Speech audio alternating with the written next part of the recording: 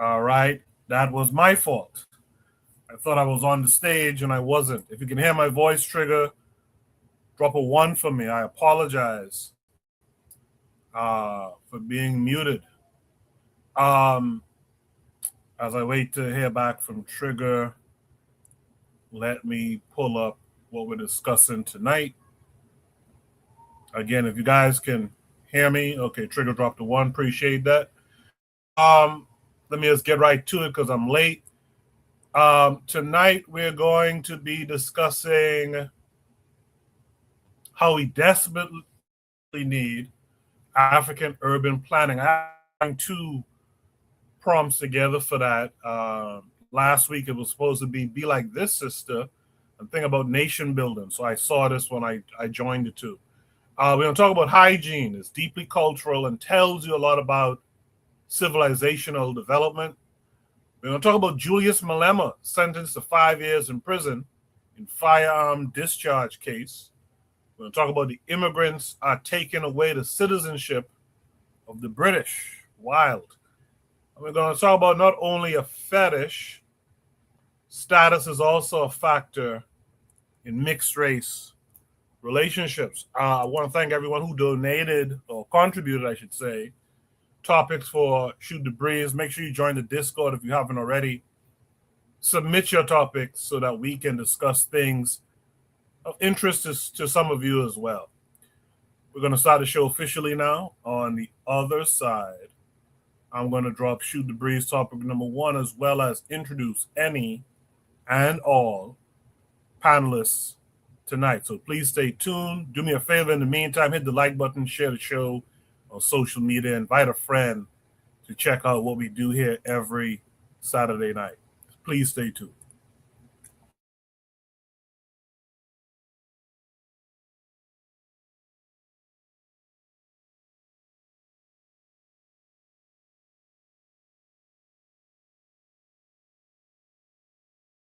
You are listening to the Bitter Medicine Podcast on KWAC Radio.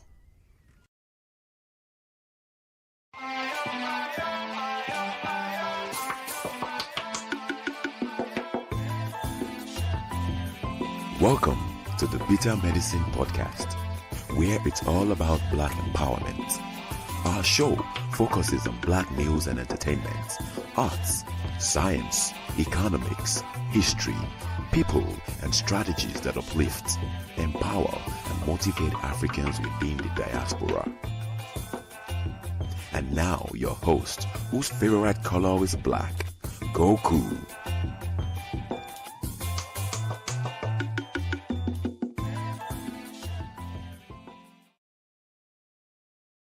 Welcome back to the Bitter Medicine Podcast. I am your host, Koku.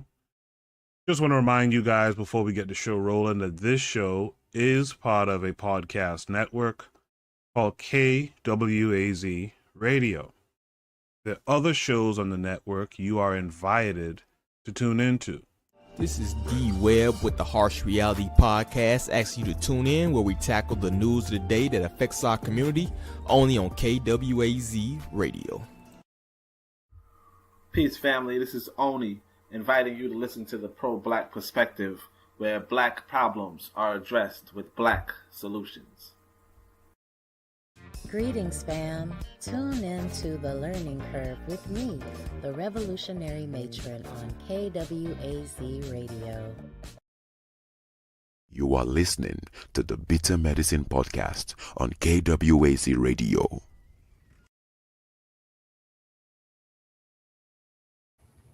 Yes, indeed. Make sure you check out Brother Bakari, BBN Network. Make sure you check out Consider Cheek, also known as Rum in the Bush. Make sure you check out the Forecast Radio. Make sure to pick up his book, which is titled The History of Racism, A Guide to White Supremacy. Make sure you picked it up on Amazon. And if you have picked it up, let us know that you picked it up. That'll be cool, too. And last but not least, Kofi, the Black Critic. Make sure you're following all of those guys. And you know what, too, man? I don't say it. But make sure you guys are following each other, too. Make sure if anything happens, we can the information can be conveyed amongst each other. Buana's in the chat says, give him 5 minutes.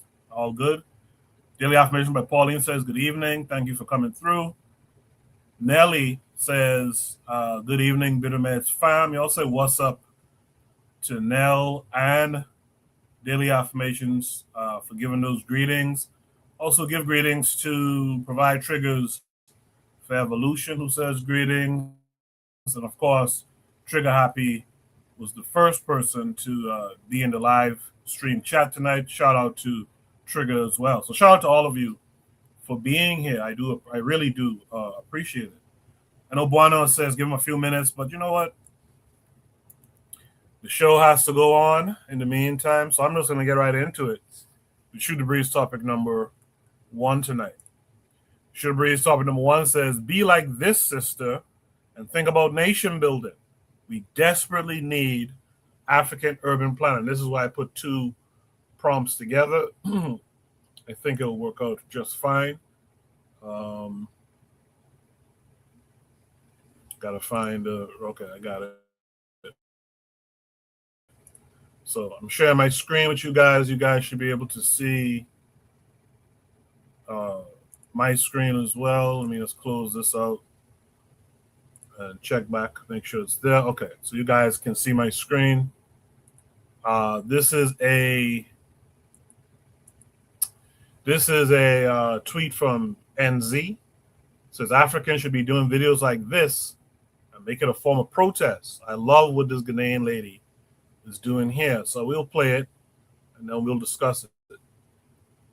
If we converted this storm drain into a transport channel like Venice or Thailand, could you get into it? Accra's traffic problem isn't just that there are too many cars. It's that we rely almost entirely on roads, and those roads are full. We don't just need more roads. We need another way to move people. Here's an idea. Accra already has these long stormwater drain corridors. What if, instead of seeing them as fish channels, we upgraded parts of them into canal-like transport channels? Not everywhere, not all at once. We start small. A stretch like this in Dome is perfect because it already sits inside major flood control and drainage plants, and it already moves through some of the busiest corridors in Accra. Because even one modest pilot on this one Dome stretch could move up to extra 4,000 people a day without adding a single car to the road. It doesn't replace trotros or buses, it supports them. Think of it as opening a new highway, but on water. But Amma, this all sounds great. But how's it found? From some boats and call it innovation? Well, I'm glad you asked. You have to prepare the corridor. Sanitation, waste interception, and stormwater management are a must to get it right. Because if we do, we are also solving drainage and flooding in the city. Hey, Accra, another video. So here's the plan. Step 1, open up the channel. You dredge and desilt the channel so the water flows properly again, because no flow means no transport. Step 2, stop the trash before it arrives. You install trash traps and floating barriers upstream so the plastic waste doesn't keep coming in. And this needs daily removal. No excuses. So step 3, clean and stabilize the water. You reduce stagnant sections to improve flow, and you treat hotspots. Because if you can board it like a trotro, people will use it. Step 5, use the right boats. That is small, shallow draft commuter boats. Low speed, high frequency, reliant, very boring, but very efficient. And now, the harsh truth.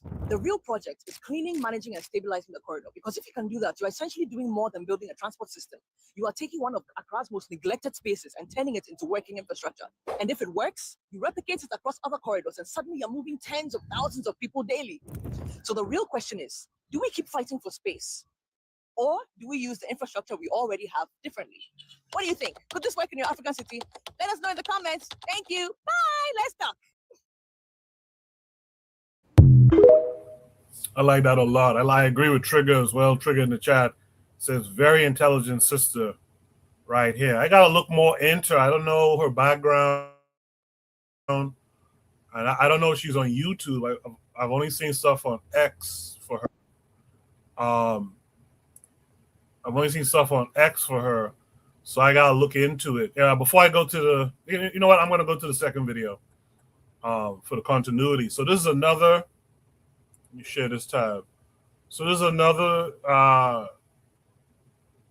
Hold on a second, y'all. Y'all know the deal. This sound thing disconnects every time I do it, so forgive me. Let me reshare.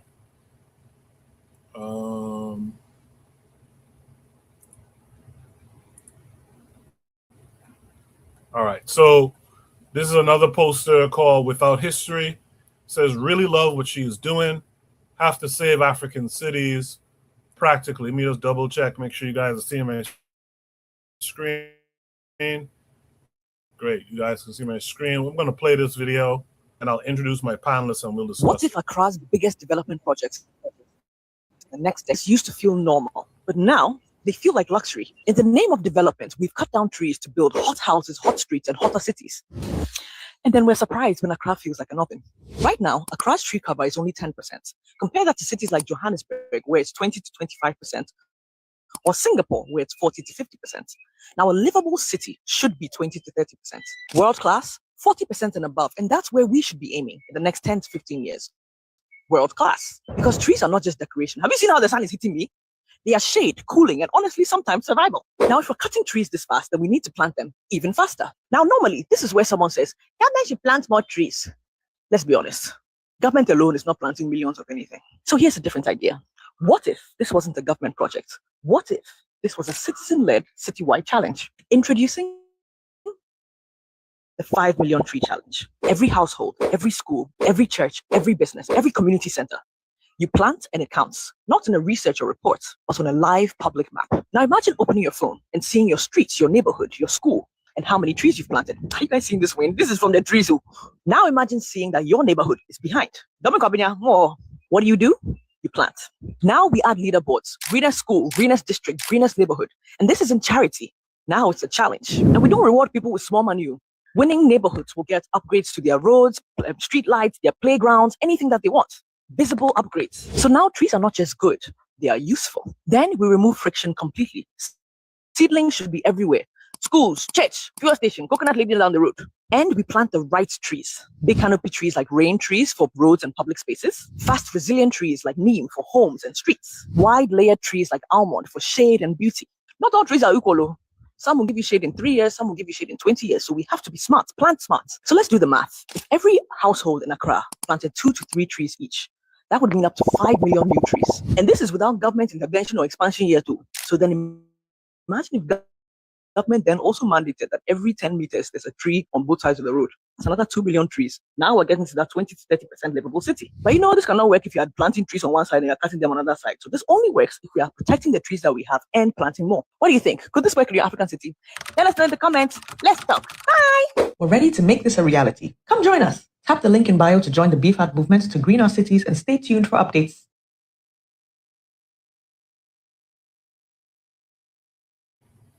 I had a similar thought as that second video. For my own hometown, I was thinking if you could inspire the people to, urban upkeep, keep the streets up to, like keep the roads nice, weed down the yards that have overgrown and been neglected. And the government should kind of create a system to kind of reward the different constituencies, for example, for being best kept and make it kind of a friendly competition, just like what she described. And it's interesting to see how, when you're thinking about movements to green our cities and stay tuned. When you're thinking about the issues, you realize other people in other places are thinking similarly as well. So that's two real good videos from this young sister. Like I said, I would like to learn more about her. Trigger Happy says she might have a TikTok. I'll look into her as well. She cooks heavily with the second video. You can even apply this with people wearing suits in humid climates. LOL. Yeah, she does have a TikTok. I followed her the other day, actually. He said, I was looking into Amazon groups lately, and one thing Brazilian loggers do is cut down so many trees. What that does is actually increase mosquito attacks and animal attacks. In general, he says trees give habitats to animals, which is why there needs to be a constant replanting of trees. Lastly, Trigger Happy says, in Africa especially, it was normal to have planting trees in your backyard too. Gardening needs to be mandatory in schooling or at least communal gardening. Absolutely. Wonderful thoughts there, Trigger Happy. Let me introduce Buana this week. Buana, how are you this week? I'm good, Coco. How are you, brother? I'm hanging in there, man. I'm hanging in there. On these Yeah, other superhero. I saw the second one, but I get the gist of it. Oh, Um, right. I think it's a great idea, Coco. The idea of urban planning and the use of nature and shrubbery to assist, because the trees actually does do a lot of things in terms of keeping the place cool, having a place to sit, especially for the elderly. Sometimes, we used to sit under the trees at school sometimes when the classrooms used to get too hot in the summer. There's value to the usage of a tree and the uses of nature, and I really agree with that. I don't want to sound like a bar humbug, Coco, because I know sometimes you say I sound like a bar humbug, but just think about it. Just consider it. The only issue that I have in terms of this urban planning and the use of trees and shrubbery is it has to be maintained and well kept and kept up. Because what usually happens around here is the overgrowth. Sometimes when the government don't assist in cutting down the overgrown trees that sometimes grown in the road and stuff, like sometimes they'll take years to come back. And I believe that the people should step in if they have the equipment to manage trees from getting in the roads and interfering with power lines and things of that nature. And also and the thing with maintenance, when you have heavy storms and hurricanes, sometimes the branches could be a bit of an issue when these things are not properly maintained and well kept. And that's the only issue that I would have with in terms of dealing with nature. Because I'm an advocate in that, and I also I'm an advocate in terms of having areas, the best well kept area get certain benefits, certain things if they have the best areas. It used to be a time, Coco, where over the hill used to be some of the most well kept places in Nassau, and uh, because back in the day, the elderly or the our older people had a pride in ownership, and it was really only when these houses started being rented out to other people where these areas start to fall into disrepute. It used to be a time you couldn't go in certain places, even quote unquote poor areas in the Bahamas, and them places used to be spick and span because the people who lived in those areas owned the houses that they lived in. And when they start renting out, you start seeing the mismanagement of these areas, and some of us became even slumlords. But needless to say, I do believe in growing with nature, but I believe that there is a maintenance element that should be kept up with, because sometimes with nature can get out of hand, especially when you don't keep up with it you know What I would add to that, and one I know exactly what you mean because I come from over the hill, and I can tell you something, man. My grandfather and grandmother them, they used to get up early in the morning, 4 day as they used to call it, right? 4 day in the morning, and they used to rake and sweep and clean up in front of the yard. When summertime came, ask daily affirmations by Paulie. When summertime came, now so the Bahamas get really hot and it can get dry. My grandfather take buckets of water, swash down the road and the dirt and stuff like that, so the dust could keep down. So you're right; those older folks did take a pride in maintaining the area. And you're right again. When a lot of those older folks died out, and those houses started to get empty or started to be rented out, folks don't see the what's the term I'm trying to find? Folks don't see the responsibility of keeping up those areas. But like this video, no, like Trigger Happy mentioned, one of the reasons why there's so much mosquitoes and all this kind of stuff, because people got these yards overgrown, old cars, old vessels that can hold water from the rain or what have you, and all this kind of stuff. And what I liked about the video from this sister, I'm going to play the first video again too, because I think that's important. We don't really have that capability so much in where we're from, but in terms of the first video. But the thing about it is, if you get the people thinking along the lines of we got to do community work,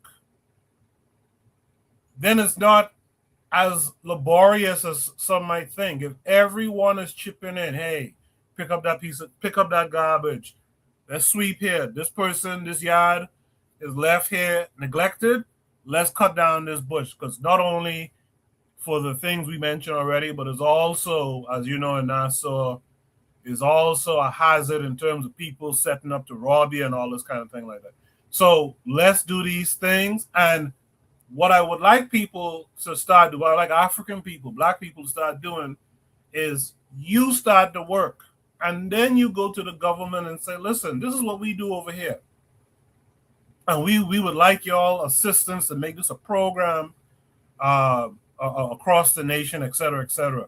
There's a day in, is it Ghana or Nigeria? Or maybe both. But there's a day in certain communities in those places where everyone comes out and they cut down the bush, they fix a road, they, what have you. Really and truly, it's about people power. This idea of sitting down waiting for the government all the time. Now, some things you'll need the government because you might need bigger machines, right? But there's things that we can do, and there's things that we ought to do. One of the things I can't believe we don't do more of is plant more fruit trees around. When I was home last time, for those of you in the chat who might not know, there's a fruit called guava. My aunt was telling me you can't find guava that much around anymore. So there's like a dessert we make called guava duff that people start using. Buana might remember. People start using, what is it, banana or strawberry or something like that? I think it's banana or something people use. Yeah, guava duff. You know what I eat cocoa? You know how long I eat a guava or ganep? I see a ganep tree for so long. Lord have mercy. I haven't seen a ganep tree in ages. That's a shame, Buana. Buana, we used to go around raiding people tree and all kind of stuff.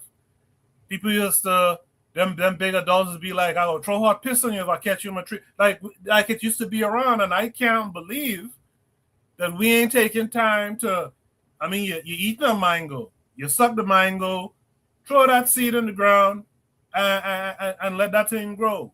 Guava, it's insanity. But we've just become this complacent set that just sit back and we don't caretake anymore. We don't caretake the culture. We don't caretake the community. And I think that's a shame. And if you don't caretake, that means you ain't going to innovate. If you don't caretake, it means you won't innovate. So I'm going to play the first video that Buana didn't see. And I think this is very smart what this young lady was talking about here. So you guys, for who may have come in late, we'll play it again. If we converted this storm drain into a transport channel like Venice or Thailand, could you ride it? Let's get into it. A crash traffic problem isn't just that there are too many cars. It's that we rely almost entirely on roads, and those roads are full. We don't just need more roads. We need another way to move people. Here's an idea. Accra already has these long stormwater drain corridors. What if, instead of seeing them as waste channels, we upgraded parts of them into canal-like transport channels? Not everywhere, not all at once. We start small. A stretch like this in Dome is perfect because it already sits inside major flood control and drainage plants, and it already moves through some of the busiest corridors in Accra. Because even one modest pilot on this one Dome stretch could move up to extra 4,000 people a day without adding a single car to the road. It doesn't replace truck roads or buses, it supports them. Think of it as opening a new highway, but on water. But Amma, this all sounds great. But how is it practical? You can't just dump some boats in here and call it innovation. How about you ask? You have to prepare the corridor. Sanitation, waste interception, and stormwater management are a must to get it right. Because if we do, we are also solving drainage and flooding in the city. Hey, flooding in Accra. Another video. So here's the plan. Step 1, open up the channel. You dredge and desilt the channel so that water flows properly again. Because no flow means no transport. Step 2, stop the trash before it arrives. You install and flow barriers upstream so the bus coming in. And this needs daily removal. No excuses. Step 3, clean and stabilize the water. You reduce stagnant sections, you improve flow, and you treat hotspots. That means less smell, fewer mosquitoes, and a corridor that people can actually use. Step 4, you build simple commuter stops. Just clean, safe, well-lit boarding points at important transport nodes. Because if you can board it like a truck, people will use it. Step 5, use the right boats. That is small, shallow draft commuter boats. Low speed, high frequency, reliant, very boring, but very efficient. And now, the harsh truth. The real project is cleaning, managing, and stabilizing the corridor. Because if you can do that, you're essentially doing more than building a transport system. You are taking one of Accra's most neglected spaces and turning it into working infrastructure. And if it works, you replicate it across other corridors, and suddenly you're moving tens of thousands of people daily. So the real question is, do we keep fighting for space? Or do we use the infrastructure we already have differently? What do you think? Could this work in your African city? Let us know in the comments. Thank you. Bye. Let's talk.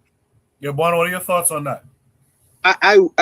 Coco, I wish we had urban planners like this. And also, I wish we had the political will of people to have buy-in to things like that. See, the Bahamas is a place that if you say that you are independent, then you're supposed to have the independence of thought. The independence of thought, you learn or you have an idea how you would like your city to be structured, how you like the people to be able to move around, and the political will to get these big item things done. We still, one of the biggest issues since you was a child in the Bahamas, we have an issue of flooding, especially when it rains heavily, right? And you would think that some person who went to school for environmental engineering or things like that would go to the government and say, hey, here's an idea to solve the flooding crisis that befalls us every time in the rainy seasons in the Bahamas. And the people just sitting, it's like we between here and the deep blue sea. And this sister is trying to solve on a practical level issues that may befall her city in terms of it being there's the degree of congestion. You say, well, this is another way of traveling through the city and getting from point A to point B. When I used to live in England, England did the same thing too. They had barges where if they wanted to get from one city to another city, you could either travel by a train, by a car, or even if you have barges like small boats and things like that, to be able to go from one area to another area. Privately, people own their own boats. This is how they travel through the city of England or the UK. And I think that this is a brilliant idea for people like us in terms of managing the countries and how to structure it in such a way that there's an ease of doing certain things within the country itself.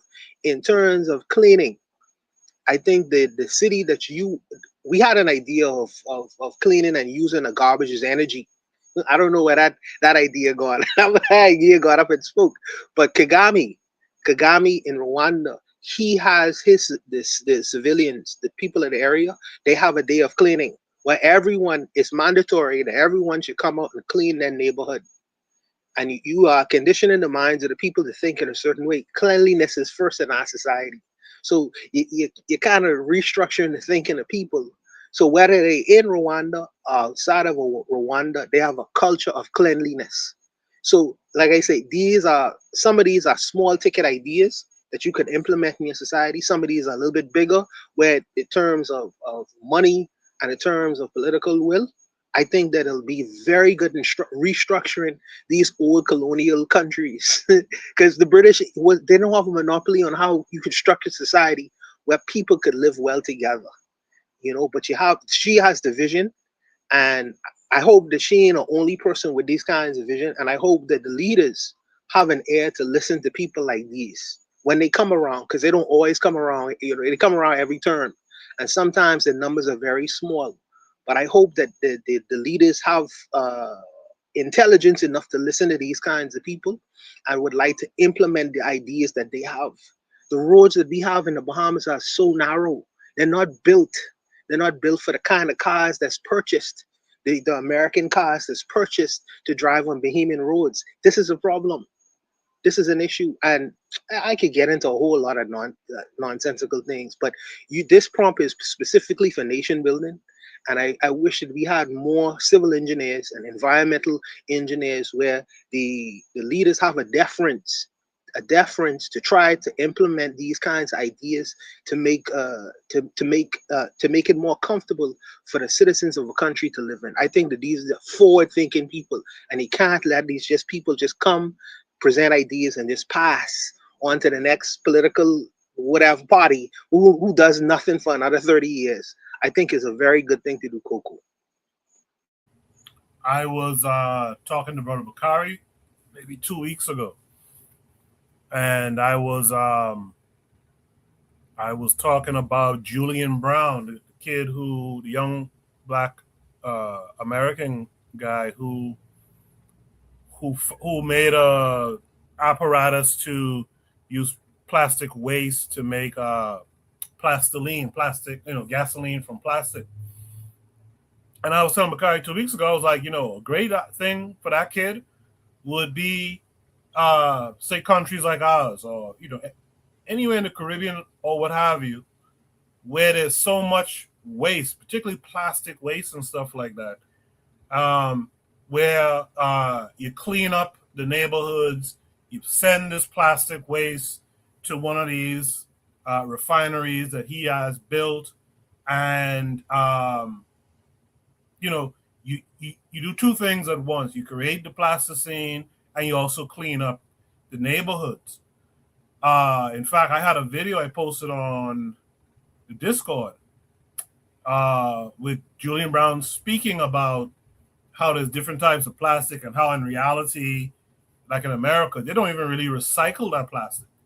That goes into a landfill somewhere because there's different types of plastic, etc. But you take that kid and you say, hey, okay, we're going to start an initiative around this plasticine. We're going to put a community competition, different areas, different constituencies in our case, Warner.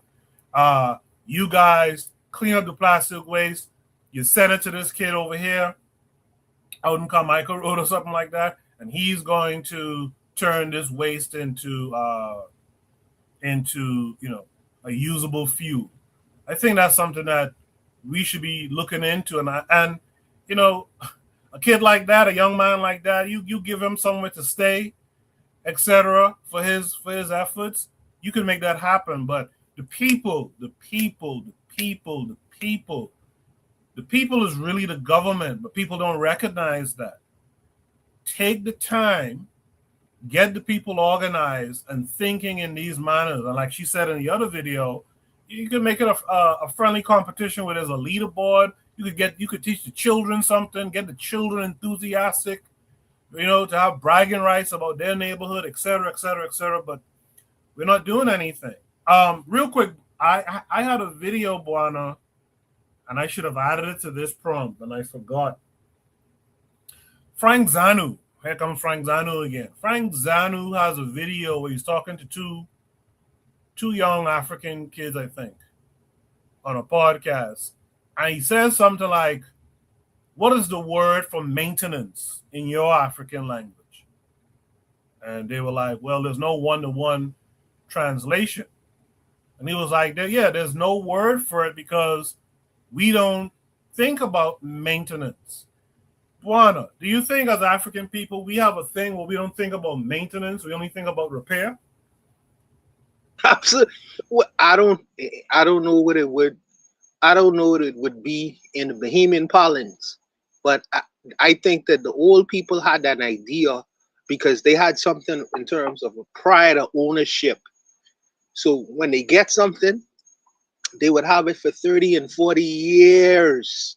Your grandmother probably had dishes and clothes before she died, what she'd have had for 30 and 40 years, because there's something in us where we had a pride of ownership. You have to maintain these things for a long time. You have to upkeep these things for a long time. Maybe because you don't have enough money to buy another one, or maybe because this is something that you created and you want to be able to maintain these things for a very long time. We built things for things to last a long time. So when we did things, we did it correctly, so much so that you could use a chair that was built in 1970, and that same rocking chair you built in 1970, your grandchildren would still be able to use. So, in terms of building a thing properly to last and not abusing it so much so that it'll fall into disrepute after 1 year and 2 year and 3 years. But in terms of maintenance, that we had this idea of pride and ownership. So the upkeep was important to the minds of the Bahamian at the time.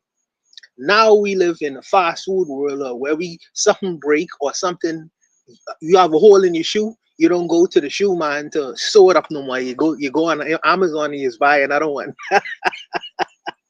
You buy another one instead of going to the shoe man and having repair it because you want something to be able to last. I don't know where that went. I don't know, because we bought into the culture of consumerism so much, where something seemed to break, a little small thing, instead of maintaining, we're going to just buy another one. Don't worry about it, just buy another one.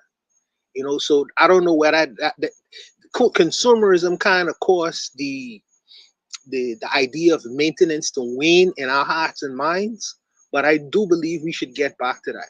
I don't know what the African word is for it, but I do think back in the day we used to have this idea of the pride and ownership and upkeep. Yeah.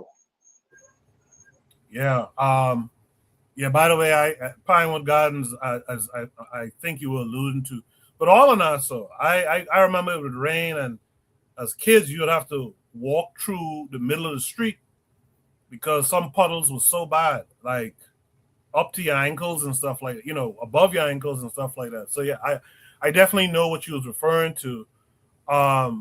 Provide triggers for evolution says there needs to be a collective cleaning program in Ghana for sure, particularly in the beach areas. Trigger happy. He agrees with that. Sister Cheryl is out there saying no excuses though. I like that. Cheryl says she's enthusiastic. I love that. Yeah, the sister is very enthusiastic. Trigger is talking about extraction and mining and all that. That's cool. Trigger says a day of cleaning is a great start. Definitely wanted to be where it becomes a permanent culture. Day of cleaning definitely needs to be a start. Yeah, I don't know what it would take, but we need, just like how we talk about you have to hit the streets and hit the pavement here in the States and all that stuff, we got to hit the pavement in these African nations to take some pride in the upkeep and the cleaning and the cleanliness of the country and stuff like that. Sister Cheryl says they used to have cleaning day in her neighborhood. That was more than 30 years ago. LOL. Trigapi says whoever dominated recycling will make lots of money. There's a business right there and will help us environmentally in the future. Hopefully we get to a point where plastic is abandoned too. Yeah. Hopefully we'll get to that point as well. But if I was in charge of the country where I'm from, I'm telling you, I would watch that kid and I'd say, man, you come and help us clean up, keep these beaches free of all this plastic waste and all this kind of stuff. Sister Cheryl says there was a man-made microbe designed to eat plastic. Let me find the story. Yeah, actually, there's a mushroom actually that feeds off of plastic and breaks it down as well. Real Black Gentleman, RBG's in the chat. He says, I wear 20-year-old clothes and 10-year-old shoes. Bonham made a point about the shoes and stuff. I remember I used to go all the time. I used to go to the tailor shop to get pants darned and all that stuff, or downed as we say. And I used to go to the shoe man to re-stick the bottom of shoes and all that kind of stuff. So I definitely know what Bonner's talking about. But nowadays, like Bonner said, people just throw them things away and buy one new. Shout out to Brother Bakari in the chat. Says peace and Black African power, Black African family. Shout out to you. Lastly, Provide Trigger says plastic containers for food storage is problematic too, and it's often carcinogenic. Yeah, this is what I'm saying. Like, we have all this information. What Bob Marley them saying, the abundance of water, the fool is still thirsty. We have all this information. We know all of this stuff, but it's to create the initiative within the people to really go out there and say, we're going to do something to change this. And I don't know why it hasn't been done, especially in nations where we're the majority people. You know what I mean? Juan, you have any last thoughts on this front? I would tell the sisters. I would tell the sisters. You watch the man who is who takes care and has pride in the way that he gets handles himself. First of all, how he how, has the clothes, how he manages these things, how, his shoes. If he is able to maintain certain things on a small level, he'll be able to maintain you as well. You know, he can just get rid of you the first sign of cracks in the relationship. He can try to see how he can repair it because he have a culture of doing that in his own personal way and his own personal self, so he can maintain you in the same way instead of trading you and then getting another one. You know.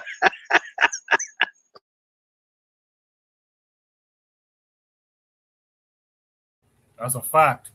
The same way, fellas, about their shoes and all that type of stuff, you guys, us guys, need to be the same way about our environment as well.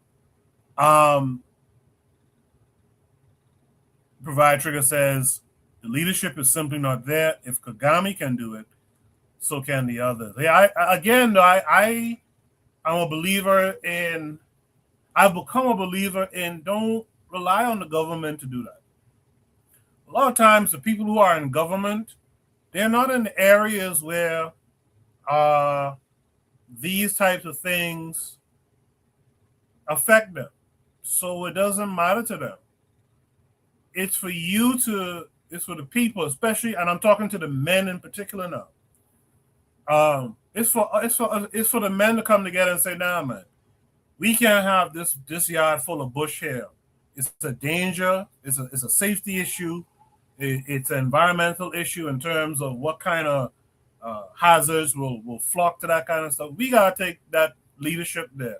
There's other things that women can do. You know what I mean? But that type of thing, we supposed to be encouraging that ourselves. Yeah, Um, I with that agree with said, that. let me go to shoot. Yeah, Just briefly, Koku.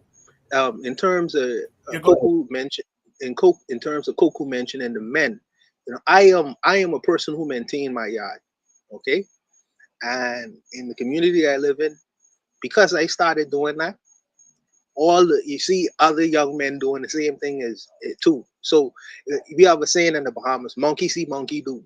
So people feel away with because they see me dumping the leaves and dumping the cut. I don't have high Haitians to cut my yard. I do it my goddamn self. So when people see that, so well, we could do this, we should do the same thing too.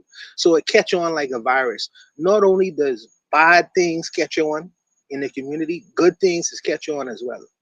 And when people see you doing it, they're gonna feel guilty to do it as well, to try to do it as well. You know, that's a thing we have with black people. Once they see something that somebody else doing it, they go and copy it. So copy good things in the neighborhood, and hopefully the other people surrounding you will want to copy the same things as well, especially for the men. Well said, Juan. Well said. Just real quick, I remember. I don't see it in the States so much, but I remember there was a time, like in Nassau on a Sunday, you'll see guys wash their car, wax it down, like wax it, and have it like wax for a couple of hours before they go and shine it again. That was a thing, and you used to go to different. I mean, in my area, you used to go to different blocks and see guys all around washing their car and waxing it and stuff like that. I don't know if that still happens, but like Buana said, monkey see, monkey do. So that's something that intelligent brothers who have some consciousness about yourself, it's something for you all to start doing. You know what I mean? Let's go to Shoot the Breeze topic number 2. Shoot the Breeze topic number 2 is kind of related to the first topic. Hygiene is deeply cultural and tells you a lot about civilizational development. This takes us to TikTok. Yes. 6 is TikTok. We make sure you guys.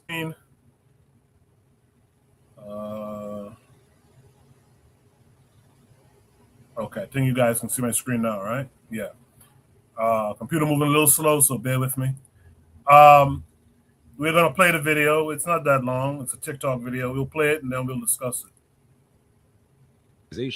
They brought modernity like development and the same.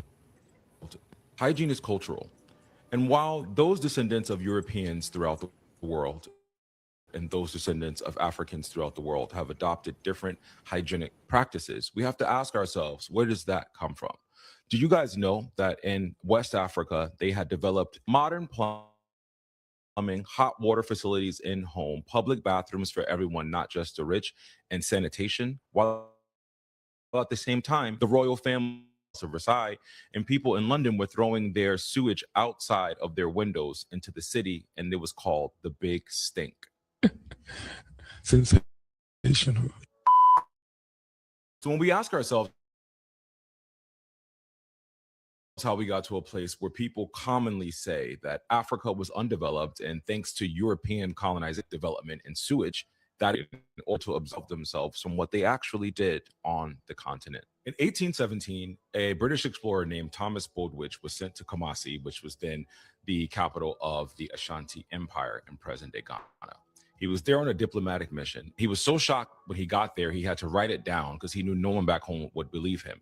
What he found was a city divided into 77 wards, 27 named streets, some of them 100 yards wide, two-story buildings with indoor plumbing, toilets that were flush with boiling water on the second floor, meaning they had figured out water pressure, pipe systems, multi-level waste removal in 1817. That had probably been developed a century prior. And Bowditch notes that in Kumasi, also had public toilets on the outskirts of the city, meaning this just wasn't for wealthy people. These people were super cleanly and hygiene was important to them.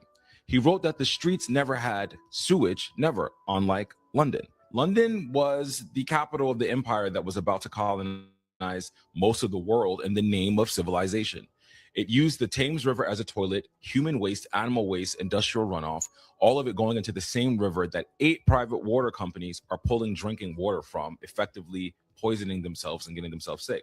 By 1857, 250 tons of raw sewage is entering the Thames every single day. And in the summer of 1858, a heat wave hit. The water level in the Thames dropped and centuries worth of waste starts baking in the sun. History calls this the Great Stink. Bowditch documented Ashanti plumbing in 1817. The Great Stink happened 41 years later. The British weren't more advanced, they were more aggressive. And that distinction matters because the entire justification for colonialism, the civilizing mission, the white man's burden of it all, rested on the idea that African people were primitive or savage, that they needed to be taught how to build, how to govern, how to live. But the Ashanti had named streets and indoor plumbing, while London was a public health catastrophe. The British were so averse to hygiene, they were throwing their own sewage into their drinking water supply. The savage Africans providing toilets for everyone, including the poor. When the British finally arrived, they burned Kumasi to the ground in 1874. They didn't destroy a primitive settlement. They destroyed a city that contradicted everything they claimed about Africa. They destroyed the evidence, but Bowditch wrote it down before they could burn it. They did the same thing with the Benin Wall, but the Benin Wall is one of the greatest wonders of human works to ever be built in the world, just second to the Great Wall of China. And the British couldn't get into the Benin Wall, so what did they do? They bombed it. I find it so disingenuous for people, especially those descendants of Europeans who always say that Africa was mud huts and no development, and that you guys would be in huts without us. You wouldn't have anything. When in fact, while the majority of Europe was in the dark ages, places like Timbuktu were thriving with universities and people trying to fly. And the African development was different, but it was developed in its own way. And Europeans only value Egypt. So they in their minds, the only developed place in Africa was Egypt and nowhere else. Meanwhile, the majority of the pyramids in the world are not even in Egypt. They're south of Egypt in Nubia. The playbook of colonialism is to rewrite history to make yourself the victor and absolve yourself from all of the pain you inflicted and the violence that you bestowed upon people. Coming into West Africa, burning the cities down, bombing the cities, destroying everything, flattening everything, and then documenting Africans of not having any development, genuine capital, diabolical. But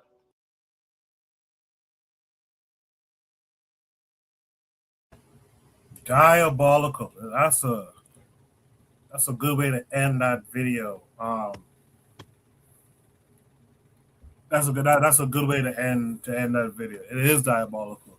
It's something to learn from as well, and it's also a part of propaganda too. Because you have white folks, some little white guy on the internet today will tell you, "Oh, you guys didn't even have 2-story buildings or whatever the fuck it is they're trying to say."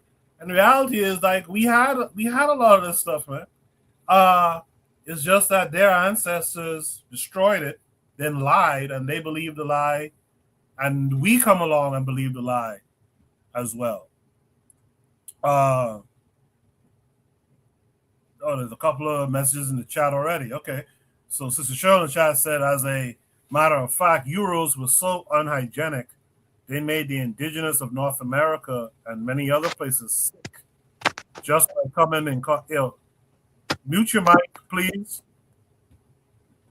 As a matter of fact, Euros were so unhygienic, they made the indigenous of North America and many other places sick just by coming in contact with them. Trigger says African urban planning was elite. Sister Cheryl says the white women were and still are the worst at hygiene. Lastly, Trigger says this is why it's significant in pointing out that the Moors taught them to bathe, and this still didn't really impact them culturally. Good stuff from the chat. Keep it coming. I'll try to read as many comments as I can. In the meantime, let me welcome in a few new panelists. Sister Cheryl, how are you this week? I'm good. How y'all doing? Good. Thanks for coming through.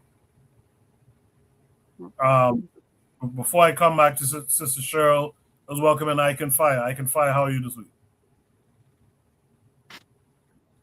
Wagwan bossy, respect, Miss Cheryl. Quaco, respect to you.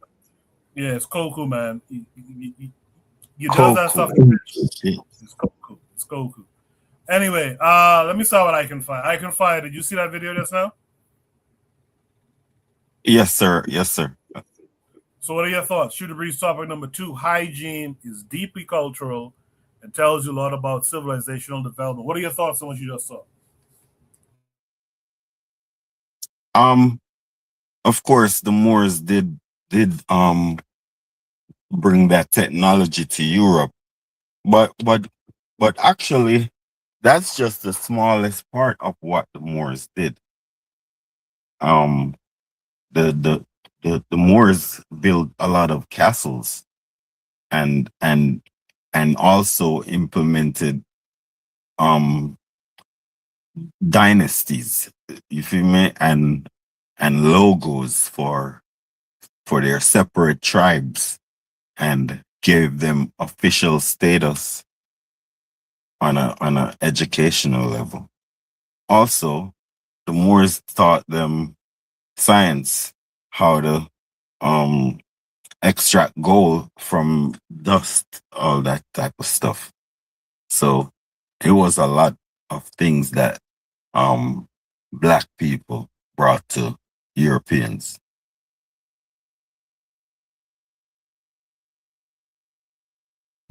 Because they ruled for over 700 years. Sorry, sir. Go ahead. No, continue. I thought you was done, but continue. I was almost finished, but as I said, they ruled for more than slavery. Like, we undergoing 500 years the most of enslavement and occupation in Africa. You feel me? So they occupied Spain and Portugal and a lot of parts of Europe before well, more than even the time of white colonization. Also, they brought Roman numerals. It's like they coming from Egypt sections and understanding Greeks and all of that stuff. So they brought these education through the North Africa. And but I don't really I, I don't I don't really totally respect the Moors only in those realm, but I don't really respect them. Um, you feel me? They're just ordinary people to me. But that's it. That's all I have to say about that. All right, appreciate that. We'll talk about the malls in another time maybe, and you could express what your thoughts about it. Sister Cheryl, what do you take from this Shooter Breeze topic number 2? How hygiene is deeply cultural. I know you said in the chat you have stories, so talk about all of it. Oh man, when the second question came up, I was like, uh-oh. I know where this is going. But like seriously, like if you ever, because I had the unfortunate experience of living with the Amu, like I've lived with them, I've roomed with them, and it definitely is a cultural thing. You can't even say it's like bigger than just saying, oh, they dirty or something like that, because like when I say Africans and Black people are different people, we are completely different people. Like in every sense of the word, like biologically, on a fundamentally biological like basis, we are different from them. And when you live with them, you get to see how. Because a lot of people are like, yeah, but I know some white people that are clean, and I know some Black people that are dirty, and that's not the point. The point is that culturally, like they I've had white people fight me down telling me that you should not use a loofah, you should not use a rag to scrub your skin because they said it's going to make your skin dry. And most black people when they hear that, they just like, huh? That would make no sense. You got to scrub your skin, right? After a long day of work, you got dirt that you can't see on your body. You gotta scrub your skin. That's cultural. We grew up being taught that you can't just put soap to your body, a bar of soap to your body and think that you're clean, right? That's insane to most black people. We're just like, what? And it doesn't matter if you're Caribbean or you're African American. You looking at that and you just like, you don't have nothing to exfoliate your skin. Excuse me, but it may sound crazy, and it sounds crazy to us, but their skin is different, their hair is different, like everything about them is different. They use different shampoo than we do. Okay, I know white people that will use dog shampoo for their hair, and I'm so serious. Like I'm not even joking. Even the shampoos that they have on the market today, um, they're all sulfur based. They're not, and it's not. It doesn't make them unclean. But if black people try using sulfur-based products in their hair and on our skin, it's a different reaction than when they use it because fundamentally we are different than them biologically. If you use sulfur-based products in your hair is going to dry out. That's why you need a conditioner, and if the conditioner is sulfur-based, you still screwed, and that's why black people have such a hard time with their hair. That's a little different topic, but it's still hygiene because you got to have your hair has to be clean. But yeah, they're different people, and more people try to do this humanity thing where we're all the same.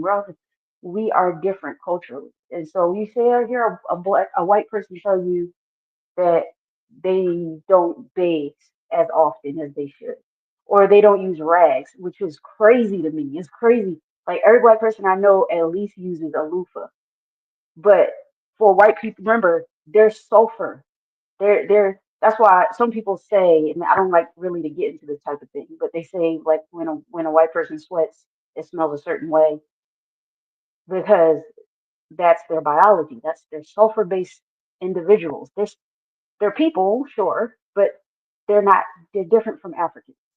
Okay. We can't assume and do the same things that they do.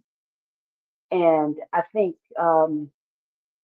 yeah, like with the hygiene thing, I've had so many white people fight me down, talk about how it's stupid to do, but it's not to use certain things when you're cleaning yourself, but it's not stupid for them. And that's where we got to really pay attention about. That's where the biology comes in, and people don't really like to talk about that because all people want to talk about is, oh, we all human. So this is one of those things where it's we're just different. You can't fight it. You can't get around it by talking about how we're all human. We're just different, and I'll just leave it there. Yeah, real quick. Thanks for that, Sister Show. Real quick too. One of the this is my opinion. One of the greatest tricks they play too. They'll call us monkeys and stuff, but they're the monkeys. If you look at their what do they call that again? The ascent of man or something. The ascent of they'll show you how they was crawling and was monkey like and became a man, but then they call us a monkey, right? But real quick, also something this guy talked about, and I don't want to gloss over it. There's proof that we're the first people on the planet. You know why there's proof of that? We've long time ago figured out you don't shit in the water that you drink. These guys, this guy mentioned the river things. The Buano would know more about than me. I assume these River guys was Thames. the River Thames. These guys was throwing shit and stuff in that, and that was where they was getting their water from. You ain't never heard nothing about no Africans shitting in no water. The whatever they bring up nowadays, that's a new thing that happened, and it's because of what they did to the continent. But you ain't never heard that before with African folk. That's how you know we're the first. We already figured out shit like that a long time ago. Real quick before I go to Boy, let me hit some of the chat. Real Black Gentleman says a wash ride. Yeah, we usually have wash rides. Earlier, Trigger Happy agreed with Ike, and he said, true, castles came from Africa. Many architectural structures around the Happy River region, the Nile region, can be deemed castles. Provide triggers for evolution. Shout out to that sister, well-traveled. She says the Moors were spectacular in their achievements in Andalusia, the south of Spain. If anyone hasn't and has the opportunity to visit La Alhambra, please do so. KW Don 7, shout out to my brother KW Don 7. He says Europe was the original shithole continent, contrary to popular belief. Yeah, that's a game that they tell you. Provide Trigger says hotels in Paris, Europe often do not have shower rides. I heard someone mention one time how if you go in some of those castles in France, I've never been, but they say if you go in some of those castles in France, you could still smell the stench from the draperies and stuff like that, which is why they kind of spray perfume and all that kind of stuff, which is what Provide Trigger says here. This is why perfume originated in Europe, because they tried to like cover that scent and their scent and stuff like that. This is Cheryl in the chat says, yep, when I went to Turkey, no wash rides. Interesting. She says they don't believe in lotioning their body after every washing. Trigger Happy 262 Plus says, yeah, so many things we figured out before they did, but they destroyed the cities we built so they could keep the narrative going that we were underdeveloped. Lastly, he says the Benin Palace was destroyed and they made sure it was not built again. It's definitely an insecurity problem. Lastly, this is Cheryl in the chat says it doesn't smell that bad to them. This is cultural. Good commentary. Buana, you've seen and heard everything everyone else had to say. What say you to all of it? Yeah, so I get started this way. So speaking of perfume, it's interesting Provide Triggers mentioned that because the Queen of England used to bathe once a year, okay? And it was an event. It was an event that she was taking a shower or bath once a year. So when the Spanish Queen saw the Muslims When they see them taking ablution they consider them bathing 5 times a day, they was thinking, well, these people must be, there was heretics. What's going on? It's like, why are these people trying to bathe 5 times a day? It's like, what's that, because they wasn't used to it. So the thing is, the president say that we have a culture. Well, we live in shithole areas. England used to be a shithole country. Literally. France. Where do you think the Black Plague started, or they call it the Black Death? This was really the result of rats being in these city centers and areas, carrying diseases from one person to another person to another person. It was they used to throw shit literally on the streets of the UK and stuff like that. This is where they had to get high heel shoes. The women don't know why these ideas are high heel shoes, because the shit was so stock high in the city streets to avoid getting your clothes, filled with shit and all kind of stuff. They had to develop these high heel bridges for their shoes to walk around. It was so crazy. It was they had a book. I can't find it for the life of me.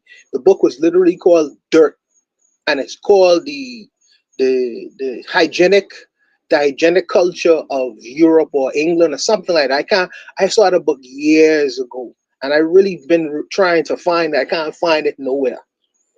But they had a culture that the hygiene was so poor and so bad in Europe. It was so bad in Europe that, like the sisters say, they had to develop things like perfume because of the stench. If the human body don't take a shower every once in a while, the body can stink. Naturally. But it's unfortunate that they take these uh, traditions to our places where we inhabit, and then structure society where you start to see the same kinds of things prevalent outside water latrines, shit latrines, where they don't clean up the latrine, where the shit just right there where the people are. And then they take the cameras to Nigeria and say, well, look how these people living. Well, they didn't structure those societies. Y'all structure those societies. The unfortunate thing is, when y'all left, they continued it and maintain it instead of getting rid of it completely and starting all over again from scratch. And like I say, some of these diseases that is born out of poor hygiene because of horrible urban, especially for these colonized countries. But I don't expect the parent to teach the child to do something different. The child to do exactly what the parent is doing. That's why you have to get rid of some of these parents in the minds of a lot of these African people. You have to get rid of them parents. But yeah, they had a culture of doing that. I hear some of these FBAs talk about what did the African contribute to the Americas? Inoculation. Inoculation. Well, not inoculation. Koku know a better word for it, where you develop a system where you could get rid of a virus or something like that, or a disease or something like that. I can't remember. Koku probably have the term for it. But the It's African vaccination. Vaccination. But for vaccination, there would be no United States of America. There would be no, because everybody will get sick and drop dead. Can Long I time say ago. something? Go ahead, sister. But yeah, with the vaccination, I like that you brought that up though, because like you know how like when black people go and we want to, when you're making a little money, right? You want to send your child to a daycare, a real good daycare that has all the good resources and you know whatnot. Um, and I mean, all daycares require that you get vaccinations, but why? Because you come in contact with these children, with other children, right? But you got to remember, you got a whole culture of people who don't believe in bathing their children every day. So when they come home with all these types of stuff, this is why you have to get your child vaccinated. And absolutely, I would agree with that. But that is the reason, because you have this multiculturalism that's supposed to be so great. So when you put your child in a multicultural environment, and when it comes to hygiene, everybody's not the same. So I mean, if you want to run that risk as an African, doing that with your child, I mean, that's your child. But you got to keep in mind that's why hygiene. That's another reason why hygiene is important. You're keeping your children away from them. Yeah. So vaccination was very important, central to the development of the Americas. Because but for without vaccination, you would have no country called the United States, because the diseases would have killed them alone. The diseases would have killed us all, really and truly. So this idea of the Africans bringing, without that experience, you would have no the United States of America. So like I say, they say cleanliness is godliness. Hygiene is something that's very central, because we was talking about development and urban planning. Hygiene is very important to the human society or the development of a country. Very important. If the garbage man don't come in 2 weeks, you will see the importance of hygiene. You'll see the importance of hygiene. But that's really all I had to say. I don't know who else wanted to go, but I'll leave it there. Yeah, that's yeah. These topics are complementary to one another. Part of urban development is cleaning, keeping your nations clean, free of pestilence and all that kind of stuff. And Bonham made a good point. The reason why the Native Americans was damn near wiped out, they didn't have vaccination. We were able to withstand it because we had that practice culturally already. Um, in the chat, Trick Happy says perfume probably didn't originate from them, meaning the Europeans, the French, etc. They mostly received that invention and covered themselves to compensate for not bathing. Provide triggers for evolution says, however, the Europeans have reversed this state of affairs through colonialism and the underdevelopment of Africa, where potable water is not scarce and plumbing challenges now exist even in urban areas. She goes on to say, I wonder about the prevalence of STDs then in Europe during that time. Well, hey man, uh, they definitely carried a bunch of syphilis and all that kind of stuff. I mentioned this the other week, or maybe it was last week. Again, when the small hats talk about they were put in these ovens and all this kind of stuff, the truth has come out that these were showers. And if you go and you look up the history of it, what Adolf and them was combating was they had a lice problem. When have you heard of a set of black people anywhere with a lice problem?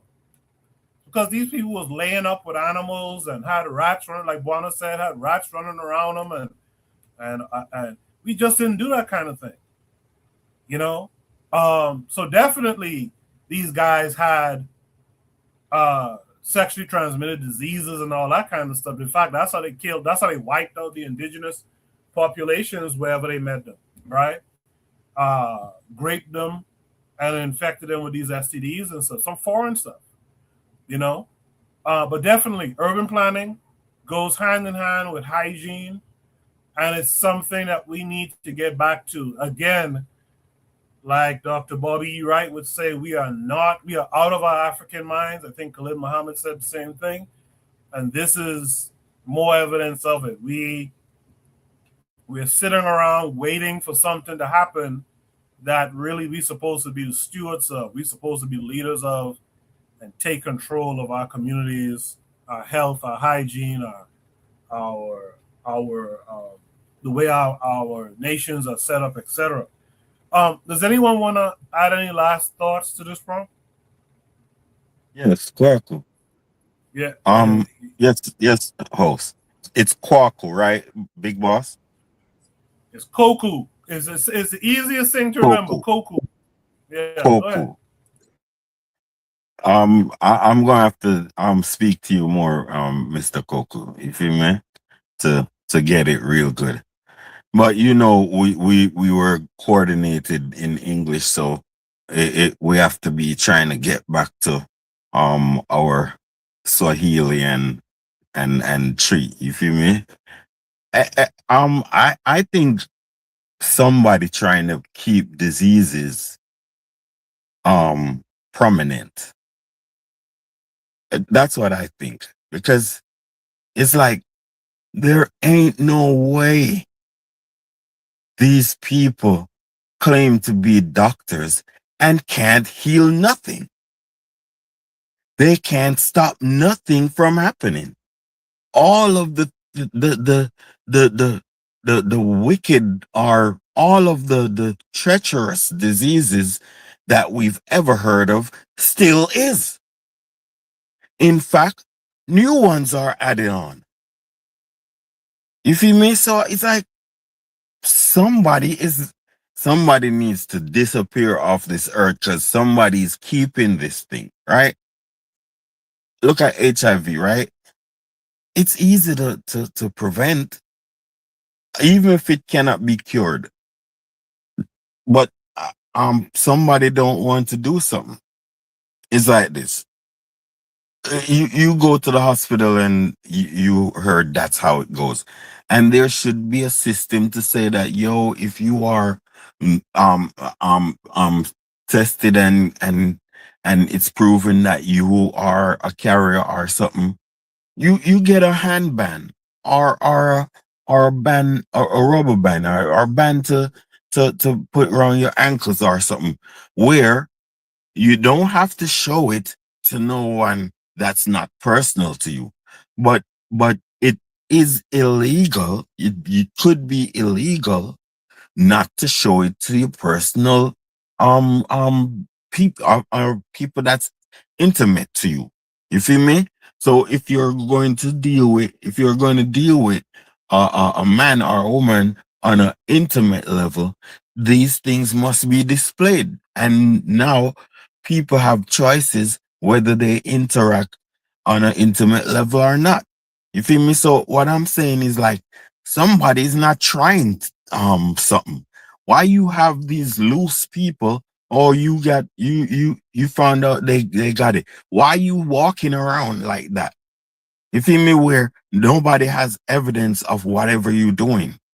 You feel me? So I think somebody is doing something which is out of our power, and a lot of governments are in with it. Okay, one more thing. I hear that in Yemen, you have to get tested before you pass through the goddamn airport. You feel me? That's a whole Muslim country, underrated in this world. Still, they put up measures to keep these things away. You feel me? And we here having this thing spreading all over the goddamn country and community, all over the Western world. Who is trying to kill us all, man? Go ahead, my people.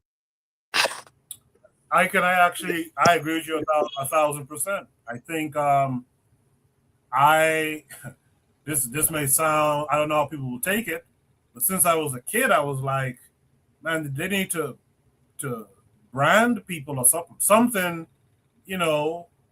concealed from the general public, but something that's identifiable. Once you get intimate with someone, you can be like, hey, hold on now. What's this brand you have on your chest here? You know what I mean? I actually agree with that. Funny enough, this past week, I forget which state it was in America. I think it was Chicago. One of those guys who could sign bills and stuff did something where they decriminalized the concept of, if you have HIV and you don't disclose it, but you infect others, that's not a criminal act anymore. And I think that might take off a little bit in the States here. So you're right. Pardon me? You see what I'm saying? How can Yeah. someone do something like that?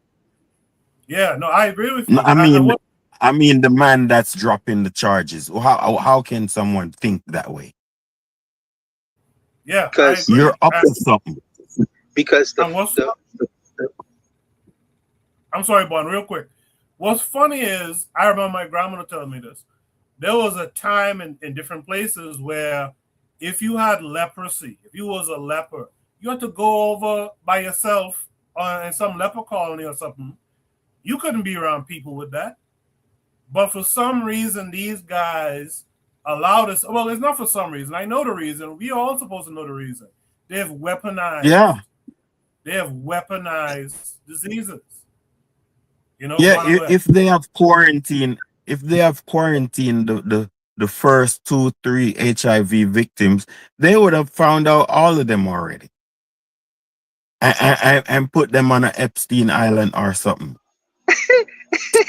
This like a rabbit hole discussion. But you know what? I do agree with you at Icon Fire.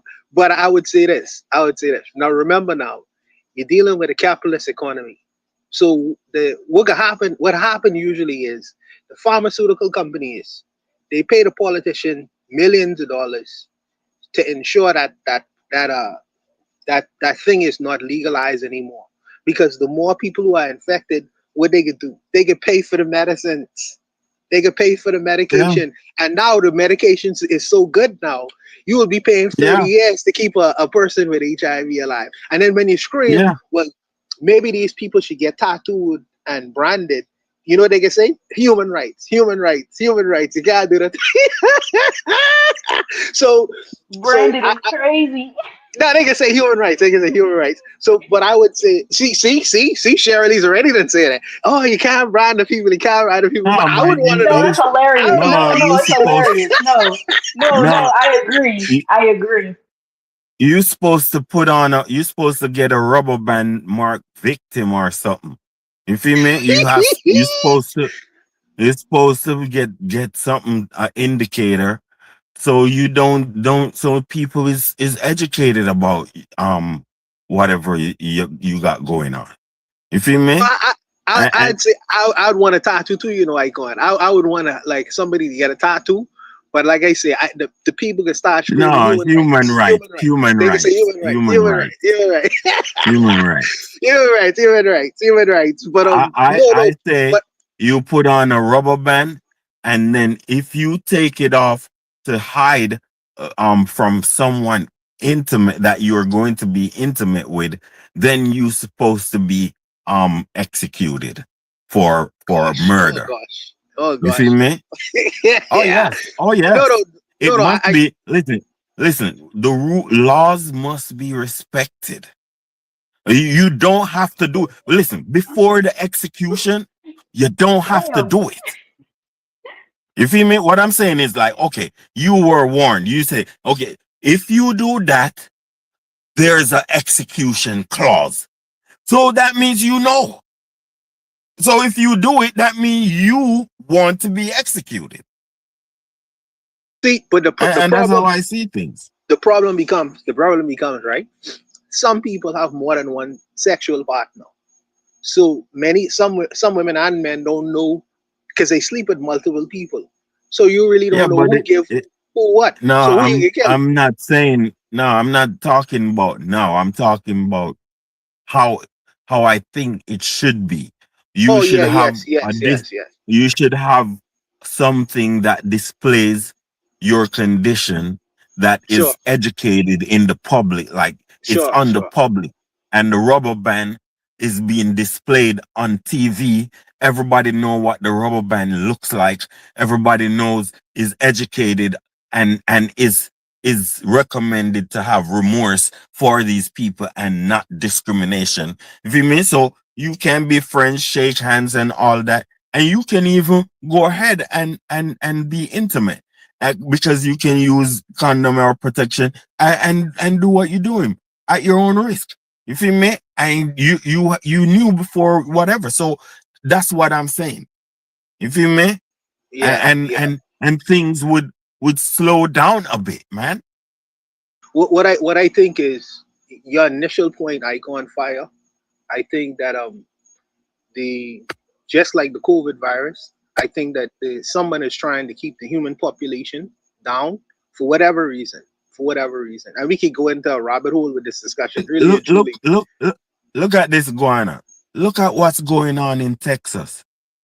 You think somebody not doing that shit, man? Where are the doctors? What kind of doctors are those people in Texas? You understand what I'm saying? To have it rumored that there's a some type of infestation. So where are the doctors? Is no doctors there? What's the use of doctoring? Something's going on, man. And they and just like the baby mama that they made almost had a goddamn have the baby in the reception area, a couple, two of them, you see me?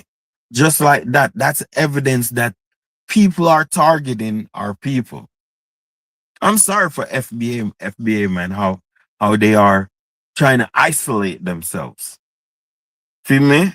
And they are being targeted. And that's what I'll be like, they're setting up their own people to be targeted. That's how I look at that. You feel me? Yeah, But go ahead, my people.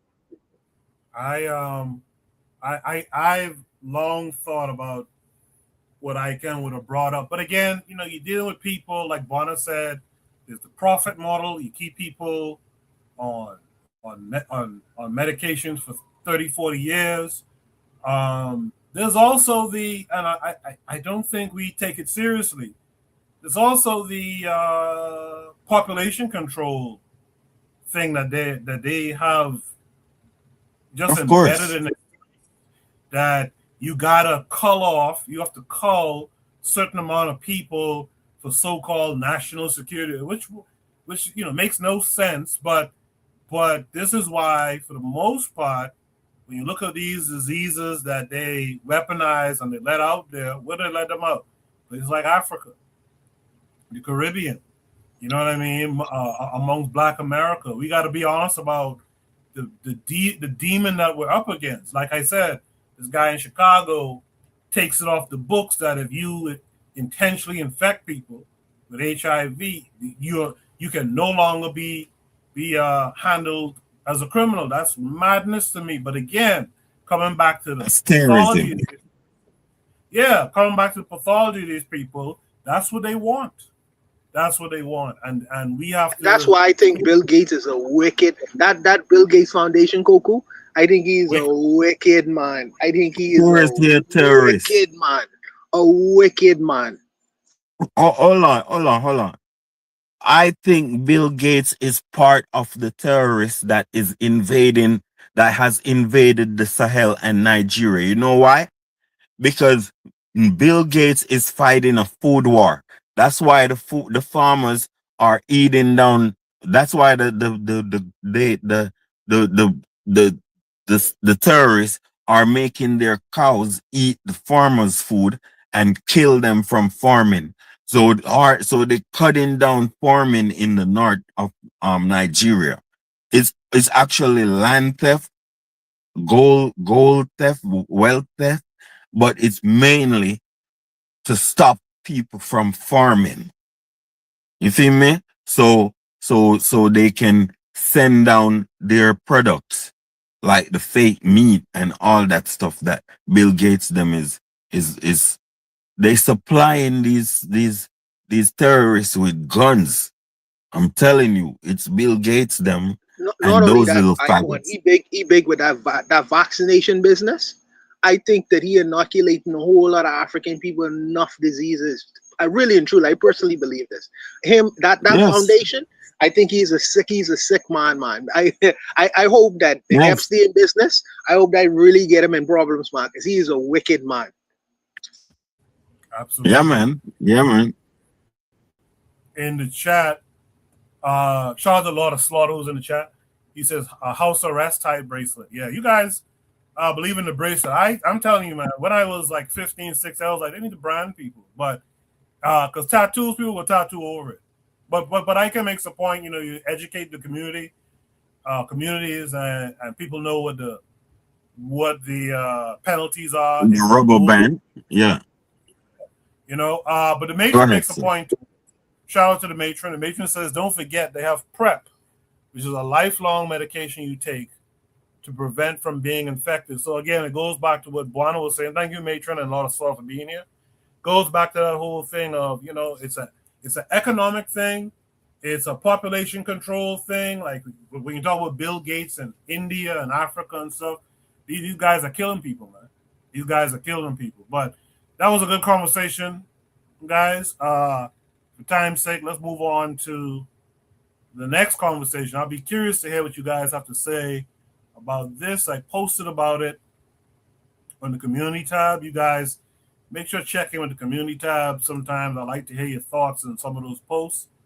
Shooter Breeze sub number 3 says Julius Malema sentenced to 5 years in prison in firearm discharge case. This comes with 2 attachments. Let me find it. It's going to take us to YouTube, both of them. So this first video is the incident itself, where he was accused of firing the firearm. So we'll watch this, and then I'll go to the next video right after.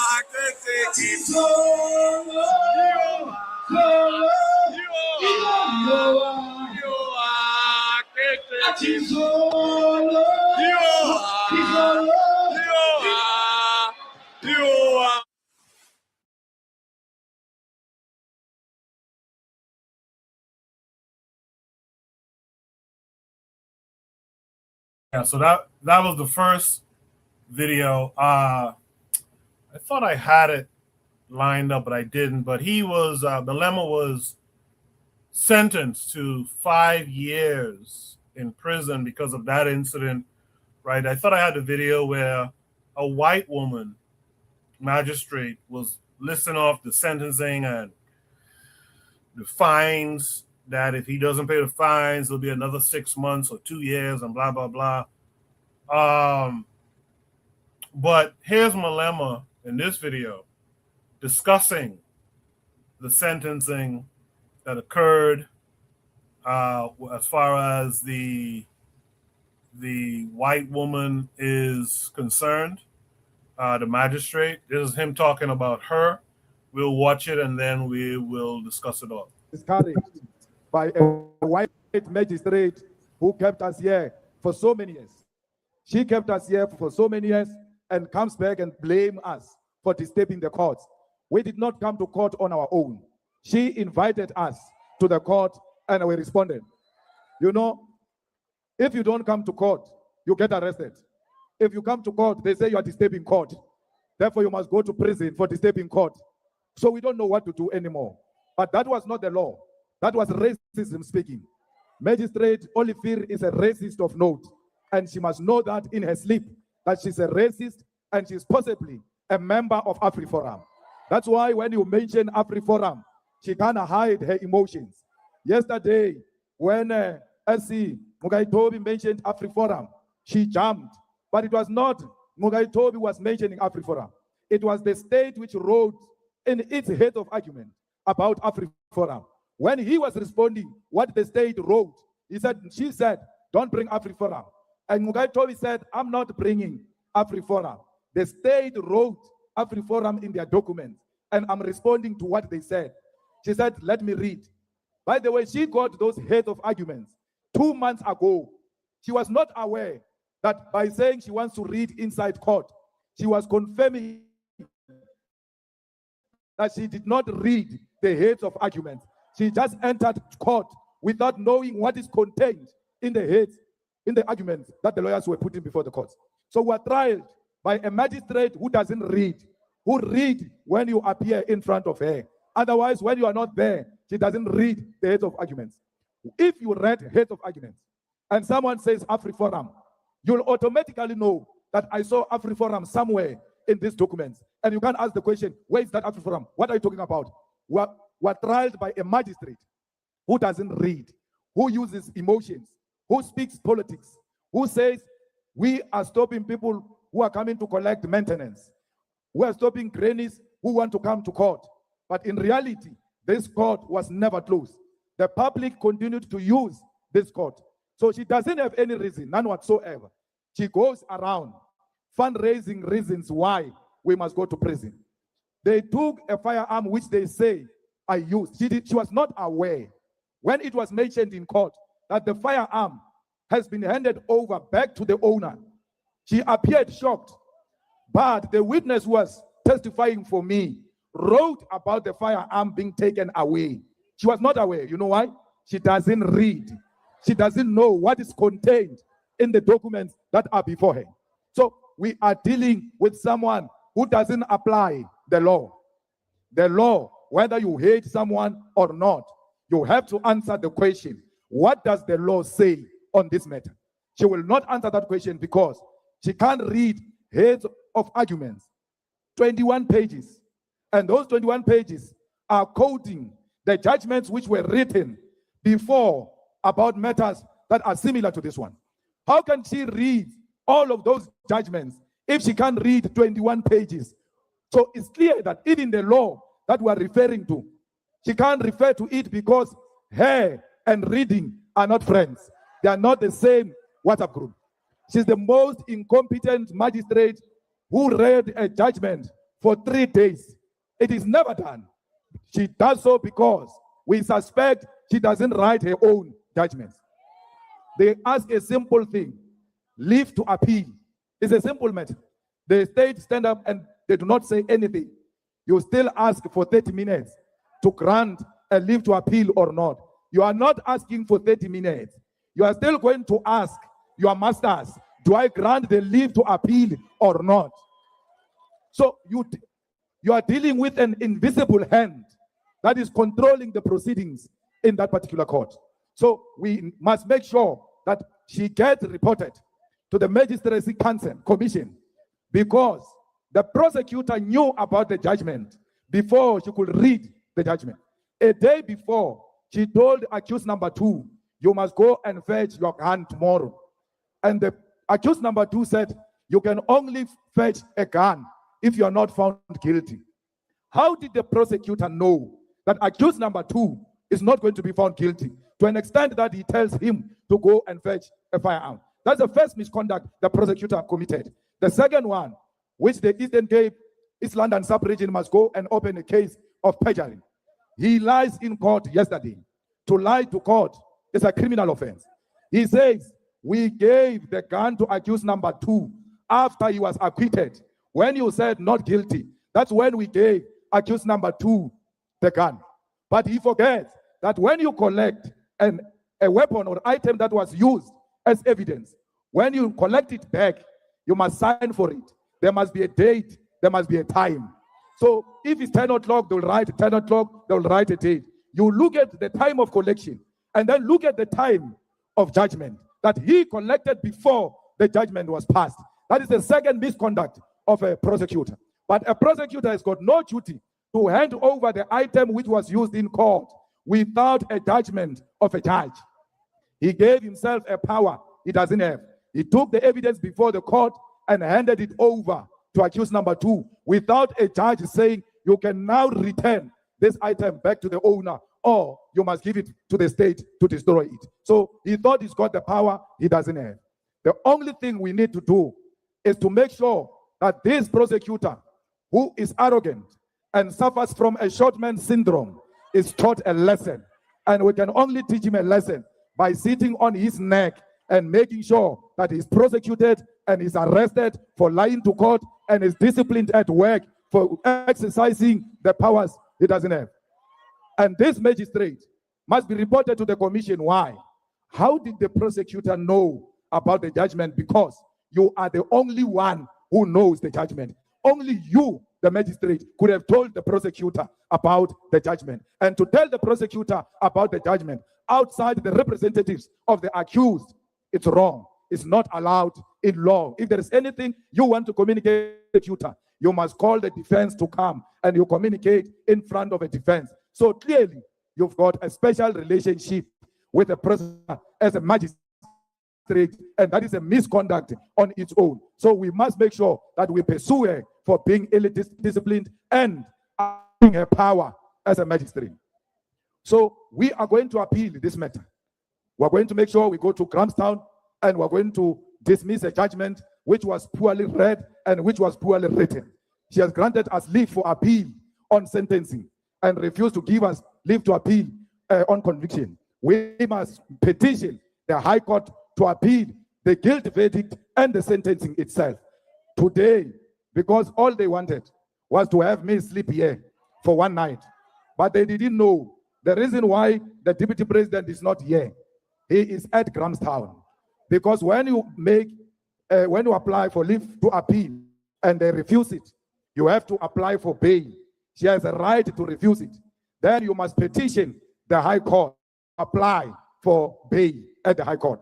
So we've got the deputy president in Grahamstown with papers ready, so that when she says you are not getting bail, you are going to sleep here, the deputy president immediately files the papers at the High Court and make an urgent application. We are not small children. We prepare for any eventuality. If she goes this way, we go the other way. If she goes this way, we go the other way. Because we know that we are dealing with an invisible hand, and therefore you have to be prepared at all material times. The judge at Grahamstown was ready and waiting to listen to our case at 3 o'clock, because we had already told the clerk of the court that we are coming. Not only that, we had a chopper waiting at the airport for the legal team to fly immediately to Grahamstown. We are fighting the devil, and we must fight with everything. 2 minutes they must see you here, 2 minutes they must see you on the other side. That is the power of the EFF. We prepare from all the fronts because we are fighting the enemy, and the enemy is white supremacists. We can tell you now, no sober judge will ever agree that a person shoot one bullet and then is sentenced for 5 years. It is because she has not read her own judgment to know that a reasonable, normal presiding officer will never come to that determination. So, comrades, we are done with her. That's why when she said to me, you can leave now on a free bail, I looked at her and I said, bye-bye, because I've seen her ugly face for too long. So I'm going, I will no longer appear before that ugly white face. I'm going to the highest court where they don't use emotions, they use the law. What does the law say? And apply the law. So we must not even look back, we're going forward. The campaigns of the EFF must continue business as usual. I told you when she found me guilty that I'm going to appeal until the highest court, until the constitutional court. So those who thought they will have me in jail, you must know I'm still around. I'm not going anywhere. I told you yesterday that tomorrow I'm going home with you. And that's what is happening. Wherever the enemy is, it's highly paid by the fact that we are going home. We did not even have to pay for a bail. They just said free bail, go home. So we are going home to work for the EFF. That's what home means. It means the work of the EFF continues. We are going to do our door-to-door. We are going to register those who are not registered. We are going to make sure that we win municipalities when the elections come.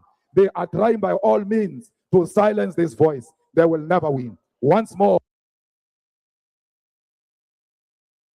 So I looked up the video again. Let me share this with you guys.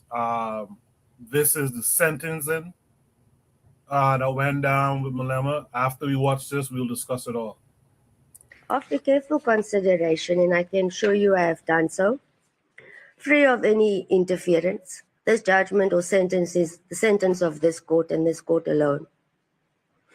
In respect of count 1, you are sentenced to a period of 5 years imprisonment.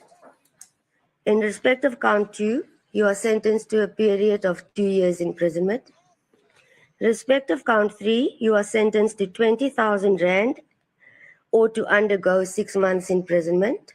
In respect of count 4, you are sentenced to 20,000 Rand or to undergo 6 months imprisonment. In respect of count 5, you are sentenced to pay a fine of 20,000 Rand or to undergo 6 months imprisonment. In terms of Section 280, subsection 2 of Act 51 of 1977, the court orders that the sentence imposed in respect of counts 2, 3, 4, and 5 run concurrent with the sentence imposed in respect of count 1. Is the court being seated? You may be seated. Thank you. Wow. Looks like we have a new person in the chat. Looks like a sister named Lisa Nicole. Welcome to Saturday Night Shoot the Breeze, a segment of the Bitter Medicine podcast. I appreciate you coming through. A lot of comments. I'll get to them as much as I can in a few minutes. Just let me get through some of the panelists. I have a very interesting follow-up question to all of it, without hearing anything from anyone. I have a very, very interesting follow-up question. I'm going to mix it up this time. Let's start with Bwana. Bwana, Julius Malema sentenced to 5 years in prison in firearm discharge case. What say you to all of it? Okay, so this may be an unpopular opinion, but I think that the judge got it right in convicting him for what he was convicted of. Now, was the sentence extreme? Absolutely. I think that the sentence was extreme. Julius Malema, when he speaks to his people, he speaks to his people about prosecutorial misconduct in terms of him having a relationship with the judge and them colluding together. But this is, and maybe that's what they'll get on appeal on. But this is not about that. This is about whether he committed the crime itself. Now, Julius Malema is a political leader in South Africa. Julius Malema knows he has enemies. Julius Malema knows the South African law better than most people. If anyone was to ever watch Parliament in South Africa, you would see that the EFF, they know about the South African Constitution better than anyone in Parliament. They study that up and down. So Julius Malema starts to talk about law. Now, I know that Julius Malema know that firing a live machine gun or whatever that gun was into a crowd of people would have been an illegal act. And the fact that someone gave him a gun and him as a political leader thought it was smart to shoot it off in a crowd of people, even though it was over their heads, he had to have known that that wouldn't have been a good situation and outcome for him and his political career in doing that. He broke the law, and it's on tape. The fact that the white man who gave him the gun wasn't in the dock with him, that's another thing. Because I don't know why he wasn't arrested either, because he brought him the gun. But the fact that he shot that gun in the air, regardless, he would have known that that was against the law itself. So the judge is charged to figure out whether the man broke the law or not. It don't come in whether she racist or not. It don't come in whether she colluded with this person or not. It comes in, did this person commit the act or not? And he did. It's on camera. It's on camera. Was the sentence too extreme? Absolutely. But he committed the act. See, I don't mean to bring this brother up, but Umar Johnson say the reason why the school is not open was because of a Jamaican immigrant. A Jamaican immigrant is giving him hassle, so he can't get the proper permits he need to get the thing done. And he says, well, I believe it's because, he have an issue with me and he hate me and that. No. You have to do certain things in order for permits and procedures to pass. You know what I mean? You have to follow certain things. You can't blame the man personally for certain things you have not done or done and trying to make excuses for it. This guy is doing the same thing. He blaming race. It comes down to the fact that did you commit the act or not? Julius Malema, he does a whole lot of political posturing inside of South Africa. I've been watching him for years. His number two walk away from him and join the opposition party. His number three walked away from him and decided to go into the radio station. Very prominent young brothers. And this man is still standing up by himself now, talking what he ever need to talk. My thing is, either you're a revolutionary or you ain't a revolutionary. Julius Malema has not decided what he want to be yet. Either you're going to go through the right procedure, you're going to be a part of parliament and try to get laws passed, or you're going to go to Mugabe way, go to the bush, fight the Boers, and take it. And that's even worse than a 5-year sentence. When the Nelson Mandela and Mugabe them was fighting against the Boers, it wasn't an issue of them trying to get 5-year sentence for posturing and shooting guns off or whatever. What they was doing was life or death. Life or death. Either I can live to see a South Africa I want, or I can die fighting for it. This man continues to posture like a revolutionary, but his actions to me, sometimes it seems like you just trying to throw a party and get the people them to excited, and then after that, you just making a bunch of noise. It's a lot of bluster, and I ain't seeing no real follow through. You need to, what do you want to be? What do you want to be? Do you want to be a part of the system, the institutions of South Africa, or you can go away and say, well, we're going to take it. We're going to stop asking for land. We're going to stop asking for this and that, and we're going to just take it. You have to decide what you want to be. And his enemies say, you know what? We don't want him to be publicly exposed. We don't want to give him no more public exposure. So we're going to use what the tools that we have to get rid of him. Now, with this sentence, if he is convicted, he can't go back to parliament no more. He'll have a felony on his jacket. He can't be, I don't know if he could be a political leader of that party itself, but he can't be a parliamentarian no more. So you have to protect yourself in all the things that I would think you have to protect yourself in all the things you do as a political leader, and certain things are not wise to do. Now he may have made a mistake, but this mistake may cost him 5 years. And I'm thinking you should, in my mind, you should be thinking one step ahead of your enemies, because then they're gonna come after you. But the thing in him getting sentenced, I believe, is in his own doing. His own actions cause him to be where he is right now, and he shouldn't have done that. But I do believe 5 years is a long time for what he was charged of, and I'm asking, why isn't the white man brought to justice as well? Who gave him that gun to shoot off? He needs to be in the dock along with Julius Malema getting sentenced as well. But that's my views on Malema. Buana, I was reminded of there's an artist in America, black artist named Childish Gambino, and he had a song that was a big hit song called "This Is America," and in it, there's a scene where he gets an AK-47, which is what Malema was firing, and he shoots it off, and no one talks about who gave him the gun. In the video, he just gets a gun from off screen, and no one talks about who gave him the gun. And it's the same thing here with Malema. No one's talking about the white boy who hands him the gun, then goes and takes the gun and does whatever with it. The white boy should be up there too, but that's not the follow-up question. I have a real good follow-up question is after we heard everyone. Real quick, Provide Triggers for Evolution. She did comment on the post I put up on the community tab. She said, my comments remain the same. This says much about power dynamics, about timing vis-a-vis Trump's demands about a year ago at the White House, as well as the future of the EFF as a major political party in South Africa. The sister Lisa Nicole says, why aren't the people protesting against his sentence? I'm sure some of our panelists are going to discuss that as well.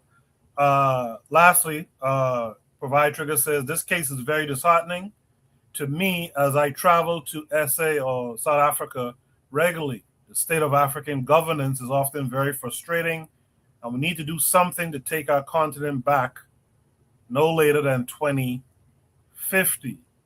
There's more comments. I'll try to get to them. Let me hear from all the panelists first. I can fire. What say you to what you just saw? Yeah. It's obvious that it was bogus. It was a bogus situation, and it was a targeting and it's also political because next year is the elections, and it's between, to me, the winning parties is gonna be between the MK party and EFF, because nobody gonna vote for the DA in general. You feel me? And EFF and AES, or the ANC, I don't see the people would be like very, very stupid to vote for Ramaphosa. It must be a different person in his position, but that to me, the ANC couldn't win again. You feel me? So I think if it's gonna be like how it is, and Ramaphosa is not gonna step down, EFF or MK party gonna win. And it's the case is bogus because he's saying that he got bailed out. You can't bail out a convicted individual. So he went above their head and used the Constitution to disregard their ruling practically. You feel me? So what I want to say is, on a more radical note and on a more psychological note, he lost the first election by the way he behaved. You feel me? He knows he have a xenophobic people to deal with, right? And then he stand 10 toes down on illegal immigrant, the preference of our pro illegal immigrant. If me personally, I would have ran a whole scheme to win. You feel me? If the people is saying, hey, they are anti-immigrant, I'm suddenly gonna become anti-immigrant. You feel me? In terms of, yeah, I'm gonna try to get a lot of them deported and all that stuff. As soon as I win, all that would stop, but I would go ahead and look for illegal white people and deport them. You feel me? Again, before the elections at that time, to me, I saw it plainly that there is no way they're gonna allow the EFF to win. There's a whole bunch of money in this whole thing. You feel me? And the white people control the money. So just like Guana said, it's like when it comes to South Africa, you really have to start thinking about taking the bush, because you have to dethrone white people in your country. You have to. It's like there's no other way. So I think that he should have found a way to the Ukraine war is going on. He should have found a way to send 100,000 or something EFF young youths to Russia and go train and go to the battlefield and harden up. You feel me? For the future revolution. I don't know if you all noticed that there was camps, military camps found in South Africa in all different bushes after the election. My assessment of that is the white people was training terrorist organizations in case the EFF win, they would militarily either take over or destabilize the government using proxy terrorist organization, like what they're doing in Mozambique. You feel me? So So I think that they should have sent some dudes over there, because this election, I doubt if they gonna win either, because these white people is going to start some type of war before the EFF win, because the EFF is actually their greatest danger. You feel me? Their greatest danger is the EFF. You feel me? Even though I think he is reckless, and part of the reason why he losing is because he joined sides with the homosexuals. So that part, he just disgusts me right there. You feel me? I don't know where they at. They just loose. He even stopped talking in certain conscious manner. You feel me? I think he's kind of softened. You feel me? He was never a real revolutionary. So I actually don't have no hopes, but he should have made sure, listen, Russia can send back 50,000, 100,000 hardened soldiers for him to hold off a section of South Africa for the blacks, and fucking maybe confront these crackers in Cape Town. You feel me? But okay, that's it for me. Yeah, but I can. You want him to get one set of crackers to subdue the other set of crackers in South Africa. That's the stuff. That's the stuff that me personally, I don't like that. I think again, this is where, and someone's going to talk about it in a minute. But this is where black men gotta step up. Well, where's the black men in South Africa to go and say, "Fuck that"? You cannot arrest. You are not imprisoning this guy. You know what I mean? This how I look at it. This how I Uh, look at it. Outlaw, right? There is a traditional military structure that white people have in South Africa.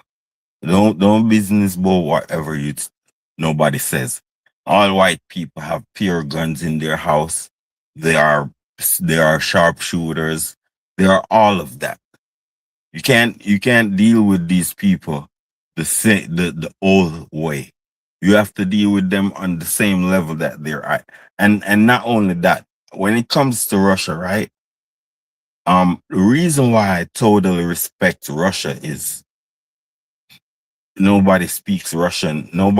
There's no section of Africa that speaks Russian like how they speak Afrikaner in and English in South Africa, right? So if you want to know who your enemies, just talk and you will know who your enemies. Any language you speak in, that's your enemy, as long as it's not your mother tongue. Any language you speak in, that's your enemy's language. And nobody is speaking Russian nor China. So I trust these people in terms of the what you call a option over Western Europeans and American armory. You feel me? So that's why I speak this way. You feel no, me? And also, I go. Yes, sir. I hear you, but uh, I don't believe that this one set of white folks is going to come and subdue this next set of white folks for black folks, for Africans in that area. I hear you about the language thing. I just don't see it. And also, I think it comes to a point where you just got to do it yourself, man. You got to figure it out. You got to figure out how to do it yourself. But I'm going to go to the other panelists and I'll let you follow up after I hear from everyone. All right. In the chat, Trigger Happy says South Africa is only a country that is black in composition, but not by control. Sister Lisa says, I can't imagine being the majority and not setting the record straight. Provide Triggers for Evolution says the black majority needs to take control of South Africa's jurisprudential branch. All this under a black majority in government. So right now, there's a black majority in government in South Africa, and this guy Malema, who some people have said believed to be an actor, he's being rolled out.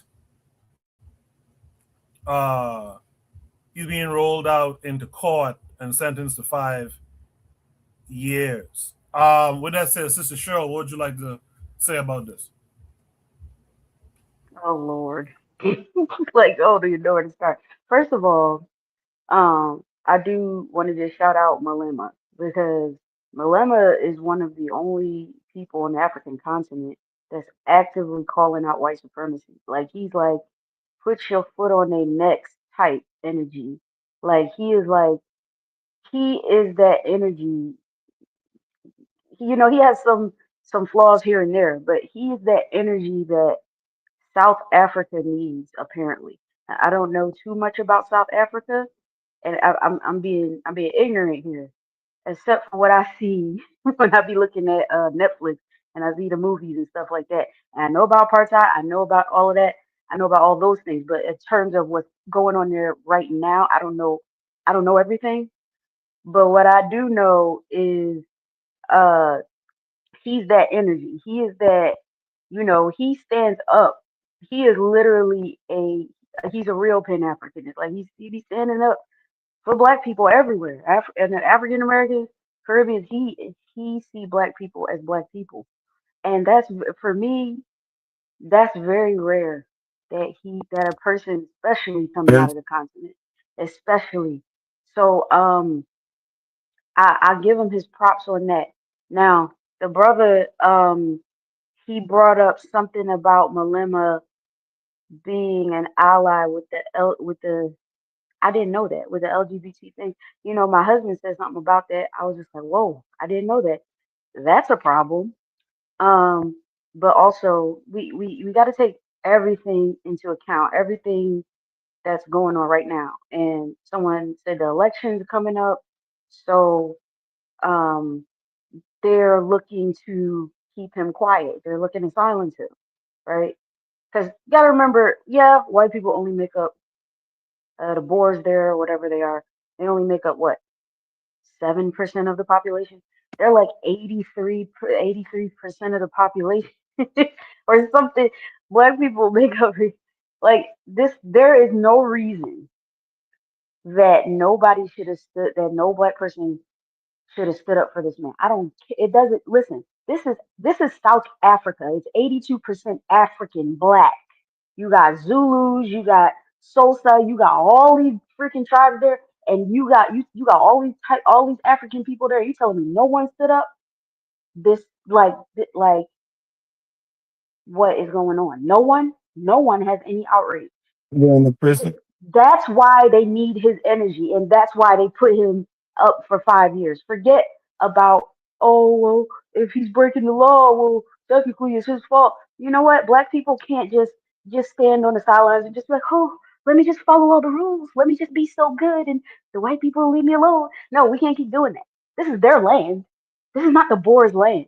So when Europeans are in their land and Europeans they do something against their laws, do they always enforce it?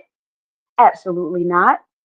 So if he's doing something and in celebration, he didn't harm anybody, he didn't do anything wrong, forget what the law is. The African people should be the law.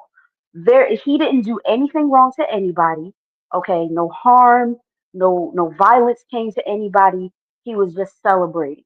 And like we can't keep playing good guy, bad guy. Okay, we just gotta follow the rules and everything will be fine. No, because that's never the case. When you follow the rules, you end up messed up anyway. So what is that? What is that? The African man should be the law in that country, but it's not. It's this woman, and I just looked her up. Her name is Toinette Olivier, right? She was the magistrate that sentenced him to 5 years. They need to get her up out of there. Absolutely, they need to get her up out of there. Like yesterday, because that's ridiculous. If she wasn't there, this wouldn't even be a problem, but it's a problem because the elections are coming up. And he's a strong voice, regardless of what he's done. I know he's done some things don't make sense with this LGBT thing. That don't make no sense. Maybe he is getting kind of soft. Someone said that. I agree with that. But this man has the energy that South Africa needs because I'm sure they have revolutionary people in South Africa, but it's not enough. Like he's that person, and that's why they're doing this. 5 years that's exactly why they're doing this. Come on, like we can't be on this law thing. Well, you violated Parliament, so therefore it's his fault. Well, it would never happen. If this didn't happen, they would have got him for something else. He would have did something else. They would have tried to get him for something else. It's always going to be something up into the elections. They're going to try to get him for something. You can't just walk on pins and needles, just hoping, just doing the right thing all the time, 24/7, hoping that, nothing's gonna happen. No, if nothing happens, they'll make something up. And that's why you gotta get them out of there. You gotta get them boards up out of there. And that's the end of it. I appreciate that, Sister Cheryl. That's the kind of energy I like to hear folks talk about. But again, I have a follow up for everyone after we've heard all points. Let's welcome in our brother Bakari this week. Brother Bakari, how are you? I'm absolutely magnificent, man. Peace to everybody on the panel and in the chat. I'm gonna say what Bawana said made sense to a point about it's against the law, you got to follow the law. But then on the other hand, if you're thinking about revolution, you got to say the hell with their law. Maybe Malema was shooting that gun, and this is just me thinking from the outside. Let's see what my people gonna do. Right? See, here's the thing, and I listened to what everybody said, right?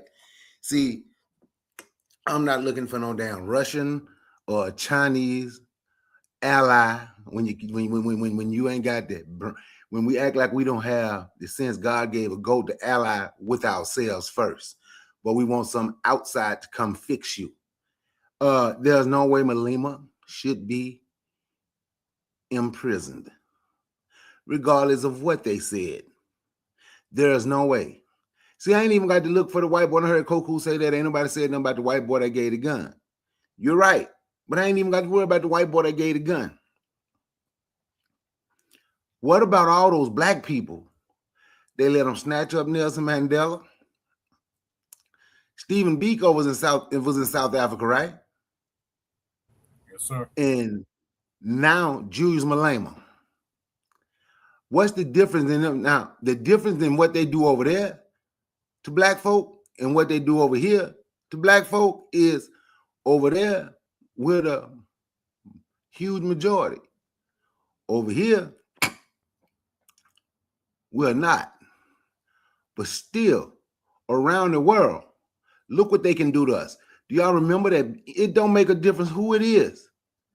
That damn mountain of gold they found in Uganda, they had to give some to China because China said all of it should be ours because y'all used our machine. We just bend our knee and bow our head to any damn body. Anybody can just come push black folk over in a place where you're 88% of the population. And somebody, I don't give a damn how many times he done said something about the LGBT. I don't give a damn. Somebody who stand up and speak out, act like he want to fight for you. They've been watching him. They've been coming after him. And y'all will let them just put him, 88% of the population, and y'all would just let them put him into the disrespect that black folk take, then turn and want to fight one another. The damn lunatic in office here, his friend, the guy that bought Twitter, refused to shake the South African president's hand. in whatever meeting they was in, he was still allowed to be there. He was still allowed to be there. This is why, and I'm going to say this and stop. This is why ain't nobody, none of you, because I call it the black KKK, the coons, clowns, and cowards. That's why can't nobody get me on social media to start talking negative about black women when black men take this type of disrespect from other men all around the damn world. Anybody can treat us any way they want to. Anybody. We ain't let our nuts hang yet. We talk shit to each other. Man, I hear the mic, man. I can tell the frustration within Brother Bukhari. Now, I'm going to let everyone who wants to give a follow-up to this have at it. I see some people had some comments towards Buana in the chat and stuff like that.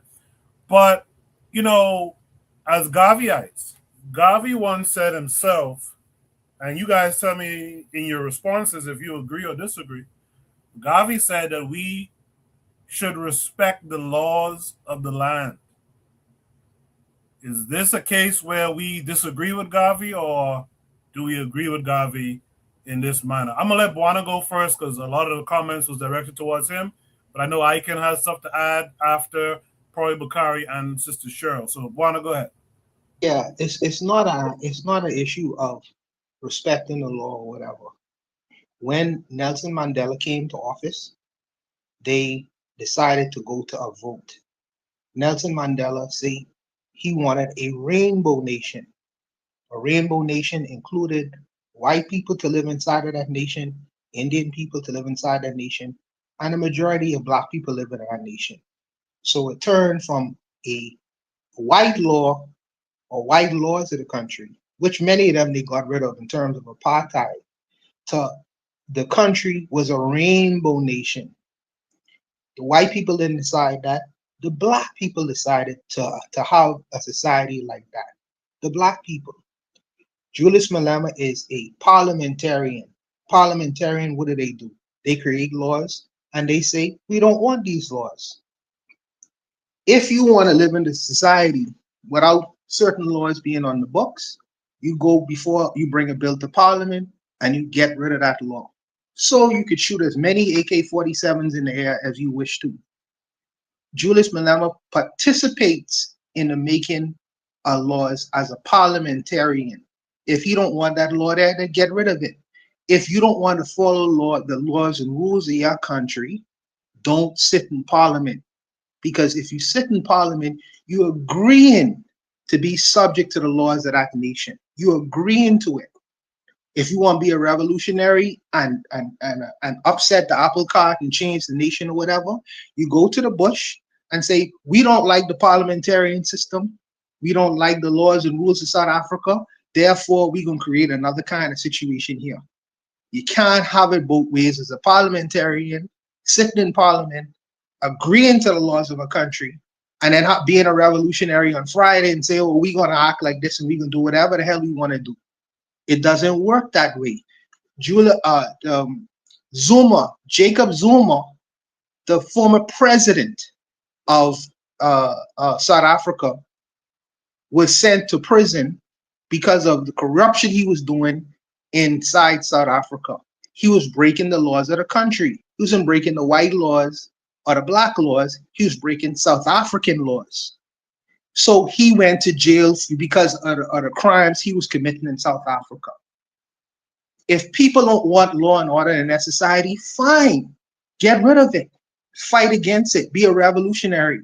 But don't sit in parliament and tell me one day we're going to follow these laws, because he's heavy on law and order in parliament and rules of procedure in one instance. And in another instance, the hell with the white man law, the hell with the laws of the country, we're going to do whatever the hell we want to do. You'll have chaos in your society. And this is not a motive. It's something that you either want or you don't want. It's nothing to be emotional about it at all. You know what I mean? If you want laws of the country that permit you to shoot guns in a crowded space, then bring the bill as a parliamentarian and say, well, we don't want this law anymore. See, but see, when this is the black man thing. The black man say, F the law, we gonna do whatever the hell we want to do. And then when the society become chaotic, they say, well, look how the black man has run this country. He can't govern himself. Which is it? You can't have it both ways. What he did was wrong in the country he decided to live in. And he decided to subject himself to as a parliamentarian. No one else did that. He decided to swear on the Bible or whatever it is in South Africa, how they do, to become a parliamentarian and sit and be subject to the laws of the country. Now, because the law is working against him, we can say F the law. You can't have it both ways. I know people don't hear that, but the truth is the truth, man. I gotta tell you. If you're a revolutionary, you go to the bush like Mugabe did, like Nelson Mandela did, like several South African leaders in a different parts of South Africa, and you work for a better plan for your country. Don't sit in parliament along with the same people who you say oppress you and then say, well, okay, we gonna have it this way one day, and then we can have it another way, and another day. Yes, you 80% of the population. You have you may be 80% of the population, but the boys in South Africa have 80% of all the guns and weapons and things, or what they need to defend themselves against 80%. Pareto principle rules. Pareto principle. But like I say, I'm not trying to upset anyone tonight. Let's shoot the breeze. I'm just giving my opinion on the matter. I'll leave it there, Kuku. Yeah. I actually think it wasn't palatable to the eyes. Me as a Jamaican, I know this type of vibe, and it is too hood.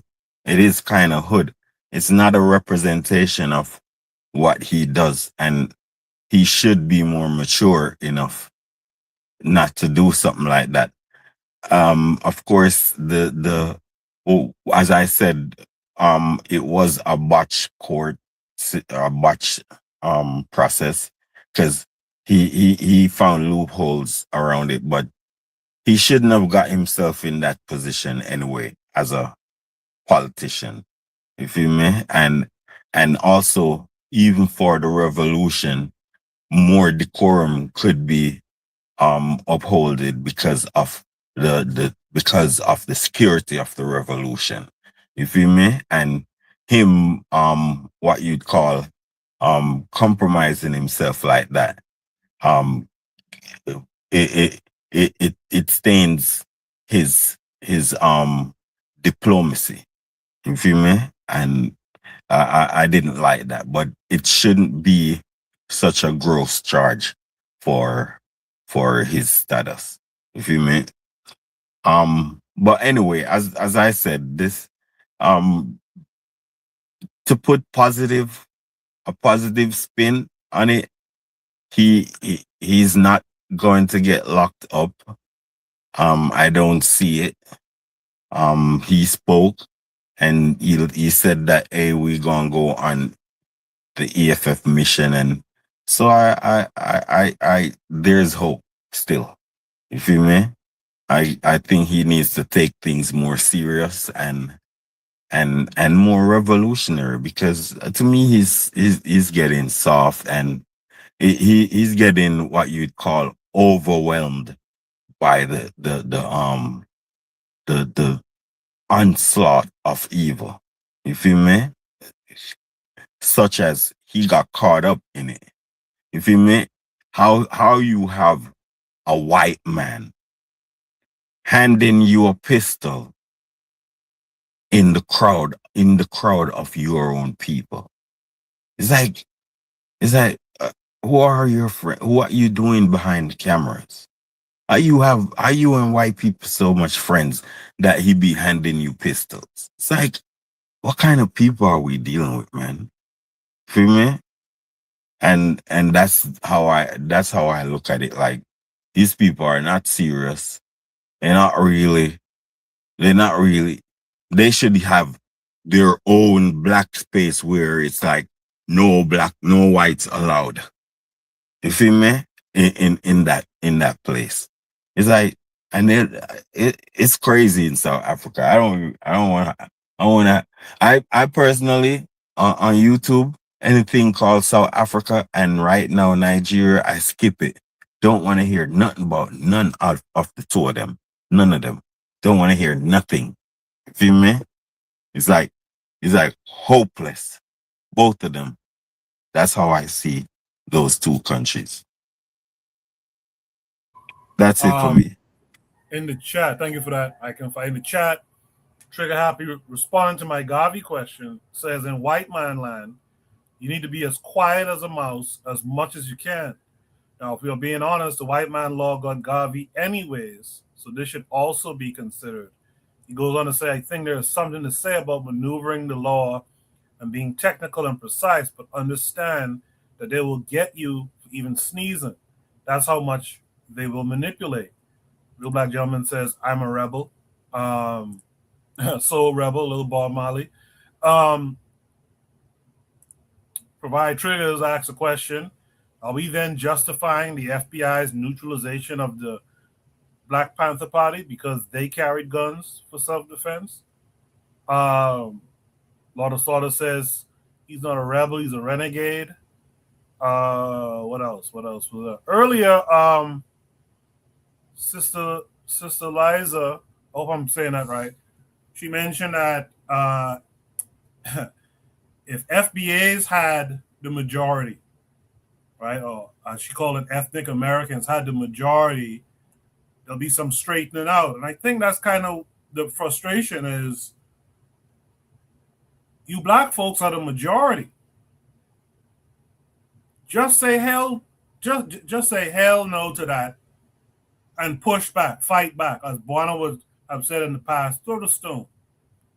So anyway, let me continue with you guys on the panel. Cheryl or Bakari, who wants to speak next? I'll go. Yes, okay, Cheryl, go ahead.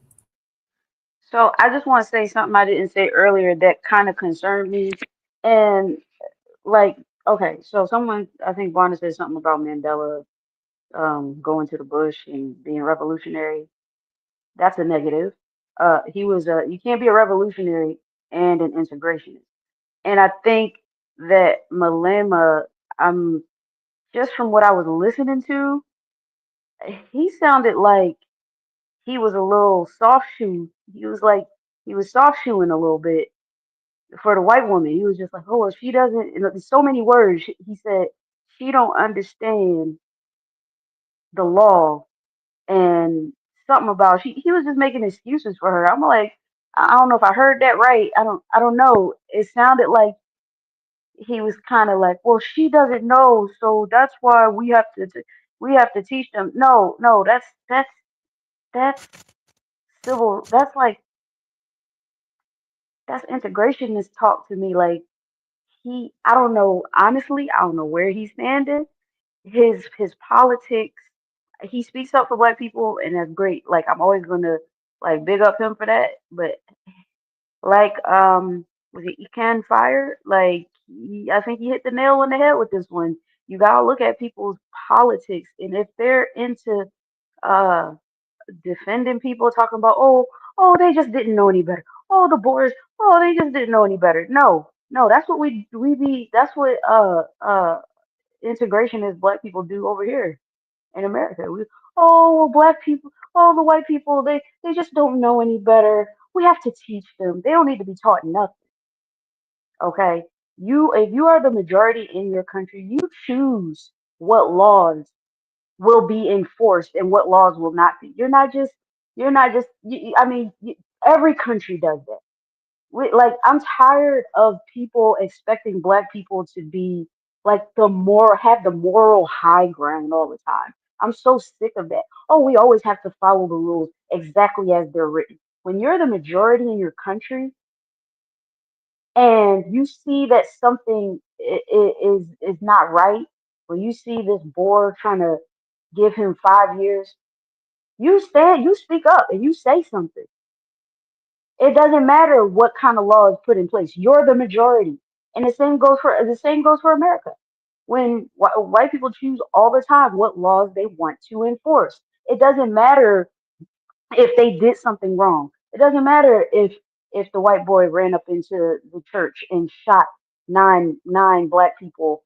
If he's not going to get the maximum sentence, he's not going to barely get anything. Okay, and that's how you have to be with them in your country. Okay, and he didn't even do that. That's an exaggeration. Malema didn't even do that. He just shot a couple shots in the air and didn't hit nobody, didn't hurt nobody, didn't do nothing. And they trying to get him for 5 years. Boy, if you don't get out my face with that, you gotta start like sticking it to them, like making these heads roll, because they always trying to find loopholes and stuff for them to do to you. So you're never going to be safe. It doesn't matter if you follow the law or not. They're always going to try to get you. That's why I don't understand black people like this that think like this. I don't get it. Like, if you follow the rules, you keep your head down, everything's going to be great. In what world? In what universe? I just don't understand that. In the chat, Trigger Happy says, well, think about it. I think he's responding to what I had said earlier. Think about it. White people know that, so they're more organized and put more effort and influence in the subconscious thinking of black people in South Africa. He goes on to say, it's no wonder that South Africans are majority black, but they are highly xenophobic against incoming black people. That means it's working. So, lot of slaughter adds, when you are in your country and the majority, the law is what you say it is. F the Constitution if I didn't write it. I like that lot of slaughter. Bukai, you want to add something here? Something I said before I talk about our imagination, right?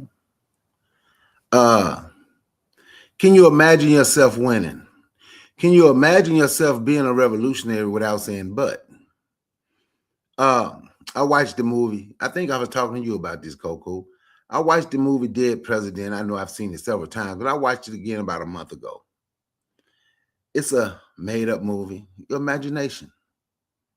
You know, robbing that bank, taking them folks' money, that's a revolutionary act, as far as I see it. But even in our imagination, we can't win. He got caught. He going to prison for 15 years, probably added some more after.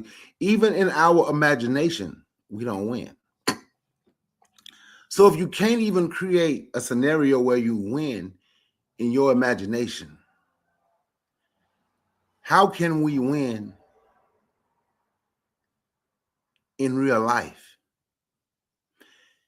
We don't have a conversation about what we need to do without somebody saying, but if we do that, they're going to do this. The reason we don't build, because look at Black Wall Street. All of that is always in our head. All of that is always in our head. But then we go to, we need other people to do it for us. If we can just get other people to join us, because we need allies. But you can't ally with your damn self. But you want somebody else to come and be your friend. Black men gonna have to let their nuts hang, get suited and booted, and be ready to do whatever it is you have to do in a country where you're 88% black. And I understand, but want to say they got 80% of the guns. Well, we 88% of the population. We should be able to overrun them. We got to understand in war, if you want to take something, you want freedom ain't free. It's priceless, the same way your life is. So if you really want that, you got to understand, some of us ain't gonna make it. Some of us gonna fight, we gonna die, but our kids gonna be free. Our grandkids gonna be free. Breaking the law for your folks, those are one of the, far as I'm concerned, one of the greatest revolutionary acts. Yes, Garvey said, respect the law of the land. Garvey understood the position that we were in here in America. Garvey also said one time during a speech, when he told them when the KKK, because people like to say he meant the KKK, and they forget when the KKK came to scare him and talking about what they'll do. Garvey said, there's a lot of trees here for hanging, so let's get the lynching party started. He said, if they're going to lynch us here, we should be lynching them in Africa. You understand? Well, we are the majority. These people did a number on us. And I'm going to say it again. That's why I don't respect none of these channels, what these black men are on. And the only thing they can do is talk about what a black woman don't do. When the white man, the Arab man, the China man, and any other man on earth can come treat you like crap in your own land, can come to your neighborhood and treat you like crap here in the United States, can treat you like crap, but you have the damn nerve to act like you bad, to get on damn social media and want to ish on black women and get mad and say, you a simp. No, motherfucker. I ain't no simp. I'm that one who done challenged them. I'm that one who done stepped up in there in them damn meetings. He's a new black man. I don't plan to shoot back. I'm gonna shoot first. The same way I talk it here is the same way I walk it, just like I talk it. That's why I've been followed and followed and followed.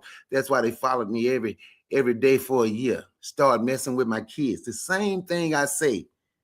I ain't on here to fight black folk. I want to motivate black folk to understand we can do whatever it is we need to do and want to do without begging somebody else to come and help you. Help you with what? You ain't doing nothing. We helping them. They come sit in our neighborhoods and sell you that damn rat-fried rice and get rich. We ain't gonna help you with what we waiting on some. They took everything from us. I like to say they did a number on us here. They did a number on us around the world. They take everything from us.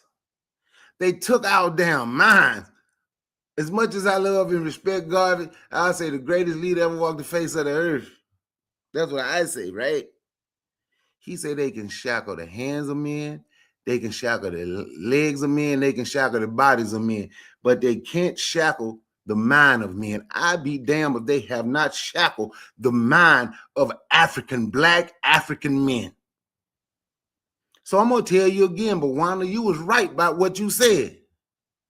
But everybody up there who let Malema go to jail was absolutely wrong. Because if you truly want a revolution and you truly want your land, you're going to step there and say, come do it. I talk about this show. I don't know if y'all ever watched The Wire, right? With Avon Barksdale, Stringer Bell, then came in Marlo, Chris, and Snoop. I don't know if y'all ever watched that. But I remember them cops went back there to Marlo, who was the boss, who was one of the bosses. They went back there harassing him, telling them what they're going to do. Say, we're going to take you down. We're going to take you downtown. You need to come and go with us. Marlo saying ain't going nowhere. And as those three cops got closer, 2 white, 1 black, the 1 black cop knew what was going on. So he started looking around and he saw all those people that was with Marlo grab baseball bats and grab their gun. The cop said, well, the black cop talked them into leaving. Well, maybe we'll get you some other time. Sometime that's how you got to be. And it's just that damn simple. Or we can stay like this. Or let's start imagining ourselves winning. That's why Bwana said they got 80% of the guns. I ain't in South Africa. But how many times do I sit on here and talk about how we should have guns, how we should be training? I've been saying it for years, haven't I, Koku? Been saying it for years. Yep. We ain't prepared. We ain't trying to get prepared.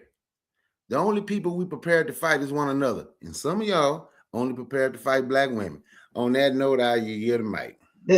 Thank you, Brother Bakari. What's happening here is we are coming in at not even at the beginning of the South African situation. We are assessing South Africa after the fact.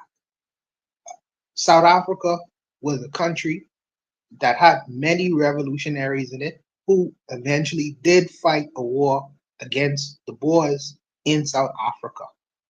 They fight with Nelson against the ANC, and they reached a stalemate in South Africa, right? So Nelson Mandela, along with other members of the ANC, sat down with the who was the former president of South Africa at the time, called de Klerk. They sit down together and created a South African constitution. So it ain't necessarily a white man or a black man law. They decided to formulate a different kind of South Africa, apart from the apartheid state, which was in South Africa. So this came with the agreement with the majority party, black party in the country at the time. That's the laws that you're dealing with. You aren't dealing with white man law. You aren't dealing with apartheid law. You're dealing with the agreement of Asian people who was living in South Africa at the time, the white people along with black people. Now some may say the black man should run the country, the hell with you all or whatever. Now this was discussed. This was discussed in South Africa, right? But the majority of people, after fighting against the Boers, there was, I don't know if the South Africans was tired of fighting. I don't know what it was. But after they came out of that experience, this is what they decided in South Africa to do. Now, the difference between them, what happened to South Africa, is interesting. And what happened to Zimbabwe is exactly what y'all explaining. Because Mugabe say, the hell with y'all. The hell with y'all. The black man will run the country. The black man, whatever. We don't have a rainbow. None of that bullshit. We see what Ian Smith did to Zimbabwe, and we gonna take over. What happened is a series of different things, and we could get into that. But I don't want to get into to what actually happened in Zimbabwe. Not only internally, like how when Idi Amin sent all the Indians out, and what happened to the economy. We ain't get it, but the external issues with the Zimbabwe government dealing externally with other people, not only in South Africa, but in the rest of the world. And what happened to that economy? You know, and the starvation, and now the fleeing. People decided to leave the country because the country, based off the economy crashing, they decided to run from the country.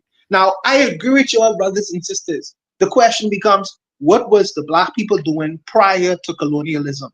Obviously, they created a system where they was able to farm their land and feed themselves. With the introduction with Ian Smith them or whatever, the economy turned from an agrarian economy where the black people was managing their own farms and things of that nature to commercialism. And then they was exporting food and for the exchange of money or whatever. When Mugabe came in, he said, bump that. We're going to upset this apple cart. Now, the Zimbabwe people who was used to commercial farming, when they took over them lands, they didn't have the relationship with external partners. They didn't know how to. This is an unfortunate thing with us. And I don't want it to happen, but this is what happened in Zimbabwe, the Zimbabwe situation. So I agree. You should want to let, like Brother Bakari say, let your nuts hang in the country where you're the majority of population. But there are some details in that discussion that must be, you have to correct. When Kwame Nkrumah decided to liberate Ghana, he had enough doctors, he had enough engineers, he had enough people to take over from the British where the country would still be able to function even if the white administration had left Ghana. This is why Ghana is still right now a stable country as apart from many other countries.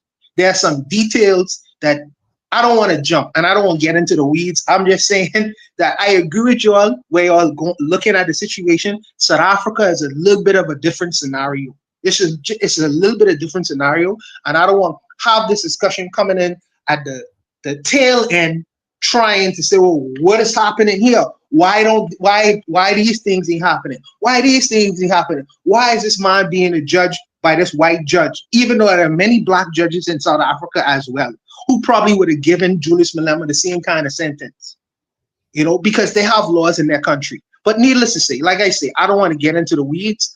It's shoot the breeze. Yeah, I will shoot the breeze. Yeah, but I'll leave it. Can I say something right quick? Hold on, real quick. I just want to explain something too. When I asked the Gavi question, I just want to put that in some context too. Gavi didn't say that within the last 60 years. He said that 100 years ago. Meaning, we were, even in Africa, on the continent at the time, we were under the white man's laws. So I just want to put that out there, just to be clear. I'm not against what Gavi said, but I just want to put it in its context that when he said it, he wasn't just talking about America, but he was talking about all of us, actually. We were under colonialism. We were under other people's laws at the time.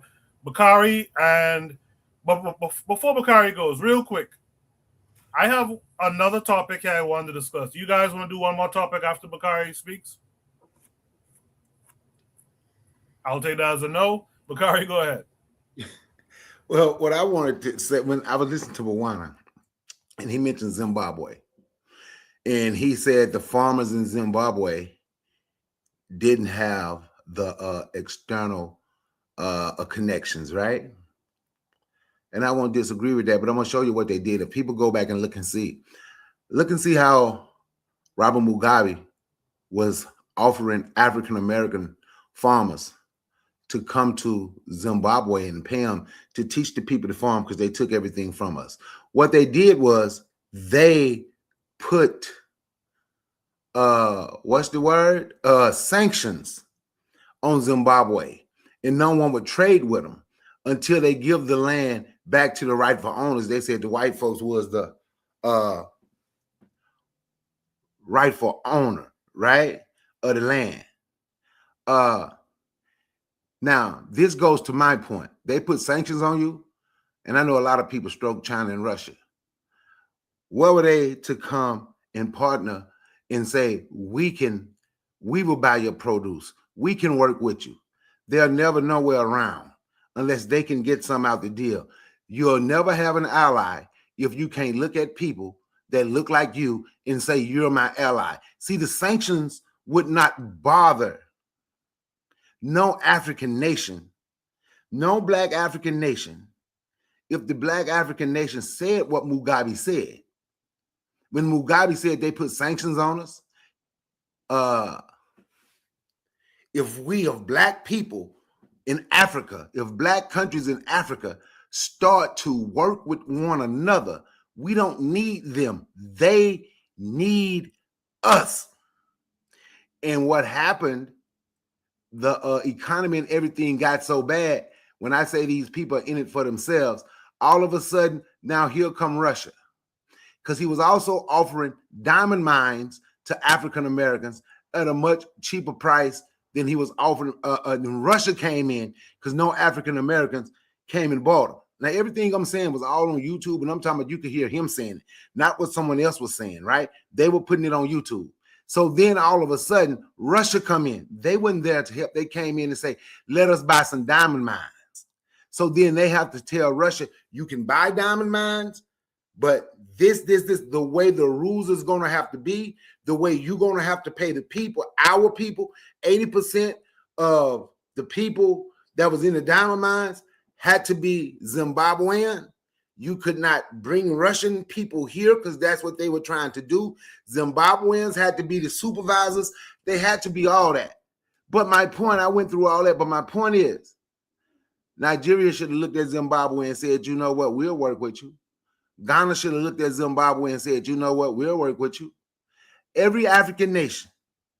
But see, they have done such a job on us. We don't think we can do anything by ourselves. That's why we always searching out, trying to find somebody else who's going to do something for us. And sometimes we're going to just have to get up and do it and stop worrying about what they did in the past what they might do right now, what they might do in the future, or is anybody gonna help us? Is anybody gonna do it? Sometime, man, we gonna just have to get up and do it, or the shit ain't gonna get done. I hear the mic. Appreciate that, brother Bakari. Lord Assange says he just read an article that Israel has a law that prosecutes 500 children a year for throwing rocks. He says if you don't write the law, fuck the law. So Cheryl says telling Africans in an African nation they have to follow the law of the land when that law is juxtaposed next to Euro law, it's next level assimilation. You know what? Let's go to shout outs, man. Before anyone leaves the panel, I know Okay, you had some people who wanted to continue. People in the chat said one more topic. People who wanted to continue. Go ahead, brother. Go ahead. People in the chat said one more topic. Yeah. One more topic. All right. Man, a really good conversation. I hope the brothers and sisters think about that conversation during the week. And when we come back around next week, 8 o'clock, 8 p.m. Eastern Standard Time. I'm saying this for Sister Liza. We're here every Saturday, 8 p.m.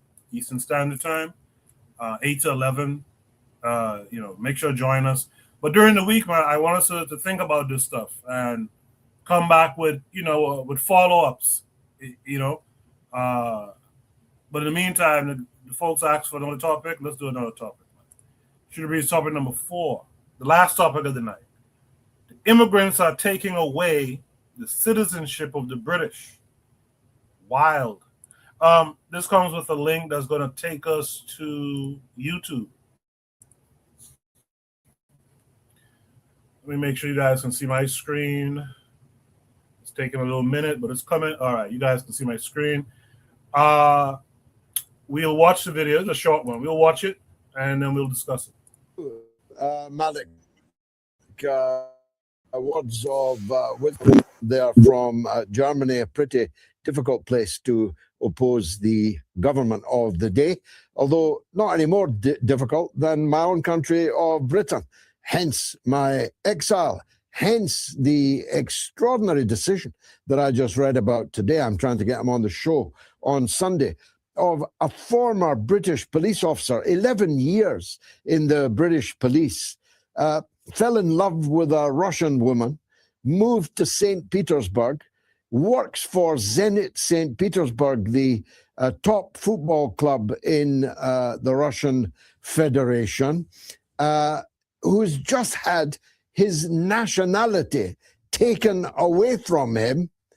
This is a natural-born Englishman I'm talking about. This is a man whose ancestors were with King Harold at the Battle of Hastings. He moves to Russia. He's a former British police officer, and he's had his nationality taken from him by a Home Secretary called Shabana Mahmood. Go figure. A Pakistani woman takes British citizenship from a natural-born Englishman and long-serving police officer. That's the kind of madness that we now have in Britain.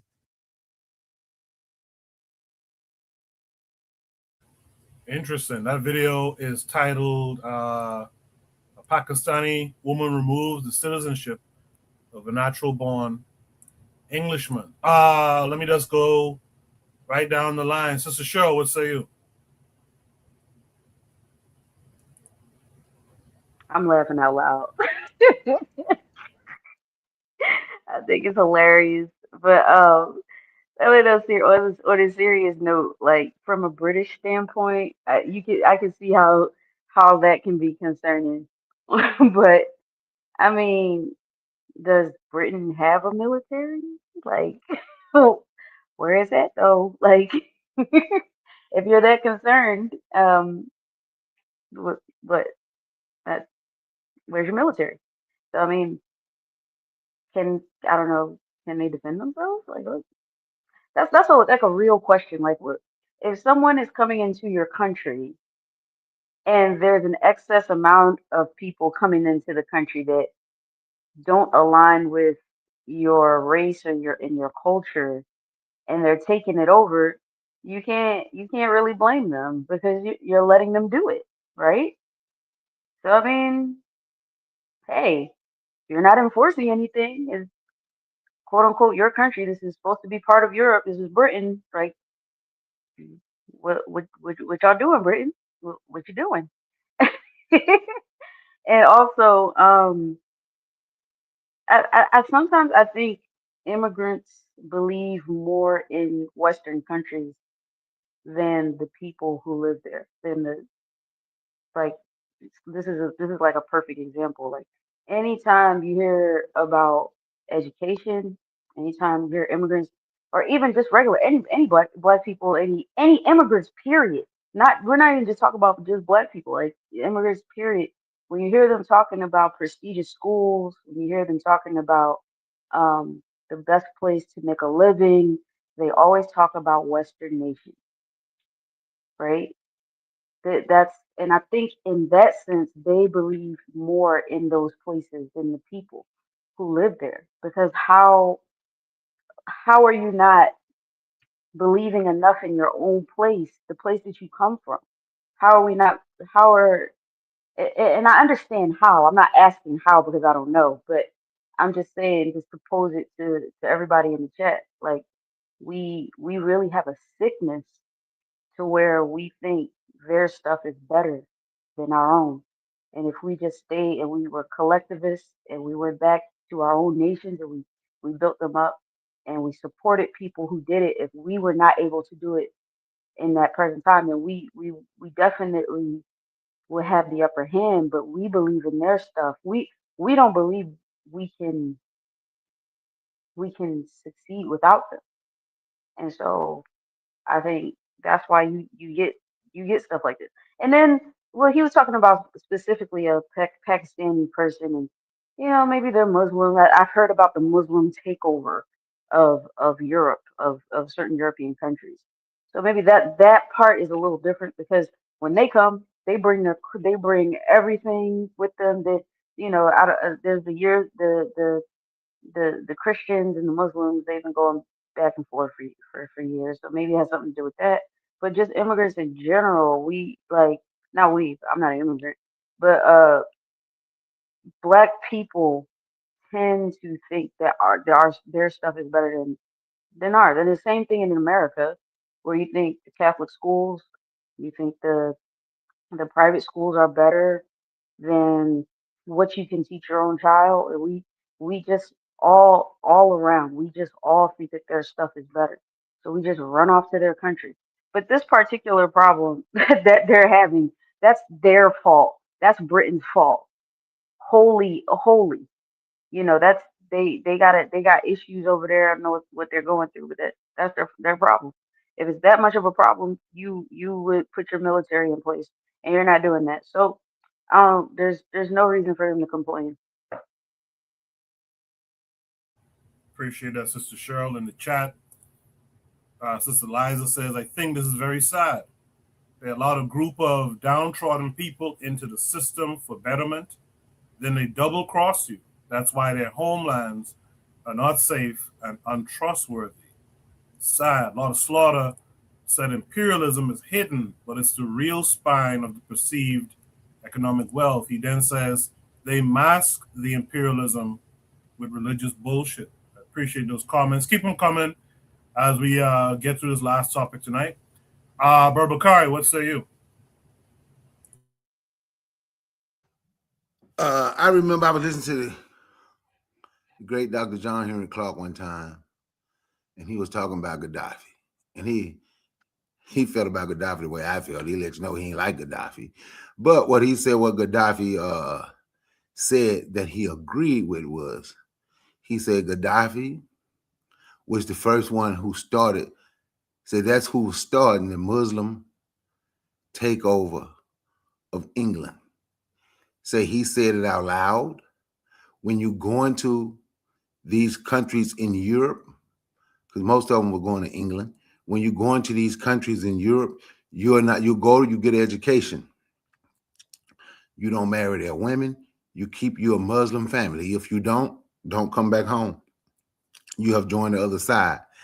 So they said we might not defeat them in a war with bullets, but we will take over their home with just sheer numbers, right? So it seemed like that's what's happening. It seemed like that's what's happening in in England, and they're complaining. And Cheryl say England have a military. Actually, Cheryl, they do have a military. I would say everywhere the U.S. fight, they fight, but they ain't fighting with the lunatic in office. But yeah, they have a military. It must They be a have small military. no, but they have a military though. They they have a Barely. military. Like they were over in Afghanistan and Saudi with the U.S. Yeah, they have certain U.S. military groups go to England and train. Actually, they'll go there to train them. Like some of our Marines, some of the U.S. Marines, some of the U.S. Army Rangers, they would go over there and train them. Should I say barely? But yes, but they do have one. I didn't say it was no big bad military. I'm just saying they do have one. But yeah, but that's what I think about that. Those people, they stuck to their guns. They say they're Muslim. So Muslim is gonna take over. Then a lot of our people that's Muslim, their Islam come before their race. On that, I get a mic. I remember that Dr. John Henry Clark statement as well. Yeah, he did say, he said, you're not gonna make an arrow between the legs of a white woman. With that said, I'm by the way, a lot of Slaughter also holds Dr. Clark as his favorite grandmaster. With that said, I can fire. What would you like to say to Shooter Breeze topic number 4? Yes, Coco. I don't have a lot to say, but even they even banned. I think they banned Jamaica and some other countries for whoever had voted with against the or with the UN in the UN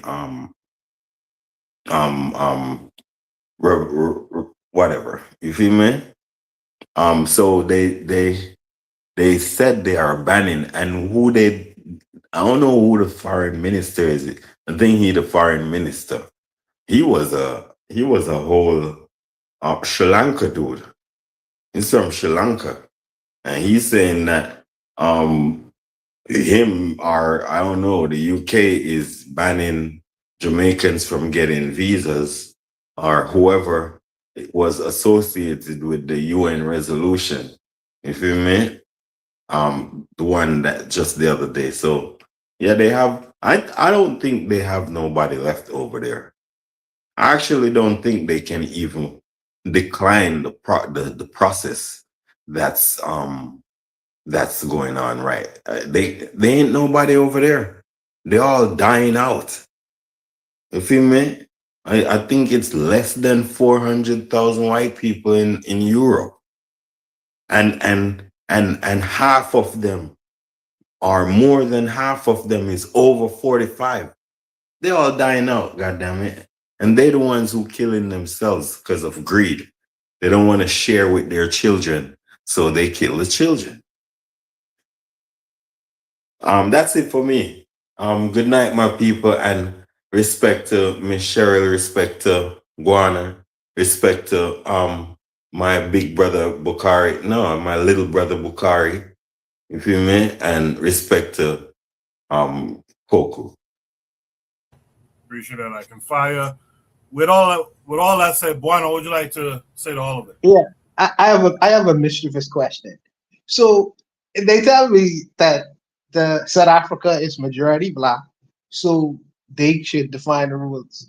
So since England is majority white, and based off of the ruling of this immigrant person, they should throw her out of office on her backside and tell this white man, "Oh, we gonna give you British citizenship," despite what the judge say. I wonder if they could do that in England. Who knows? Who knows? But what's interesting though, what's interesting though is as Shirley was saying, immigrants have this idea of the dream that they are sold in terms of when they travel into other countries.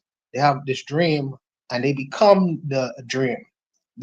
When they go to Britain, they become more English than the English. When they go to America, they become Americanized and become, I am gonna say, more American than Americans. But it's interesting the feature of immigrant populations when they move into an area. There is a lady right now in the UK. Her name is Kemi Badenoch. She is a person who is from no, she ain't from Nigeria. Her parents are from Nigeria. She was raised in the United Kingdom, and she is the leader of the Conservative Party in the UK. And she is more right wing than she would make Candace Owens blush. Her politics, her politics is more so extreme that she would make Candace Owens blush. Black woman. And it's interesting the feature when it comes to immigration, when people move into a territory or whatever, they become so extreme. Not everyone now, because you always have Gaviites. So not everyone. But it's just an interesting idea and feature when it comes to immigration and when people move from one place to another. They be sold the dream. Big time. But that's really all I wanted to rock on with this conversation. But I curious to know that since the British is the whites in England is the majority population, they should really just dismiss this judge's or what is it, the secretary opinion and just still grant this white man citizenship, despite the fact that this lady was able to this Pakistani lady was able to take citizenship away from this white man. I find that interesting, but I'll leave it alone. Appreciate that, Buana, man. That's the show for tonight. But before we leave, let's do our shout outs, if you guys don't mind. Let me just go down the line. Sister Cheryl, what would you like to shout out this week?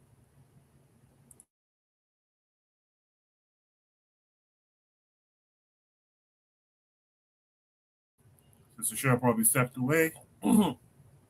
Bakari, what would you like to shout out this week? Shout out to the chat. Shout out to the panel. And Icon File, he's my big brother. So shout out to my big brother, Icon File. And of course, he's my big brother. So shout out to my big brother, Icon File. So, because he called me little brother. So, and of course, the host. This was a good live, man. I appreciate you hosting it. And I want to give a shout out to all the shout outs that I'm going to be shouting out in the future. Peace. Well done, sir. Buana,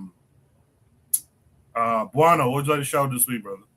This may seem strange, but I just saw this. Shout out to the United States Congress. The United States Congress has permitted the Haitians who were on TPS, they extended their time to remain in the country, in the United States, and with the support of the Democrats and several Republicans. So they decided to extend the time of some Haitians who currently reside in the country, so that maybe they didn't think the Haitians was eating cats and dogs, because now they're permitting some Haitians to stay. So this whole Trump thing seemed to be waning since the Democrats was able to get support of Republicans to cause so many Haitians to remain in the country and carry on business in the country. So shout out to the United States Congress. Who knew? Who knew? I'll leave it there. All right. Like I said, that's our show tonight. Sister Liza says, great live. Good night. Hopefully you'll join us again in the future. Trigger Happy 262 Plus says, shout out to Traore for banning NGOs. I saw that. That's good stuff. For banning NGOs and civil society organizations in Burkina. That's good stuff as well. Lot of Slaughter in the chat says, shout out to the AES. Liza says, congratulations on 3 more years to the Haitians. I appreciate that. Everyone. My shout out is to you guys. You guys made tonight real good conversation. I like, shout out to Liza as well. Liza, I'll be curious to know how you came to find the show. You could drop it in the chat. I'll see it before I close out tonight. But my shout out is to all of you. You have some homework. Let's think about this problem that we're witnessing right now in South Africa. And let's try to come up with some solutions that we can apply to our own situations wherever we are. How do we gain control? Or how do we get to the mindset that we want control? That we want control. So shout out to that thinking. We will be back next Saturday, 8 p.m. Eastern Standard Time. I hope to see all of you again next week. Let's have a great show next week as well. Until then, man, you guys be good. Peace.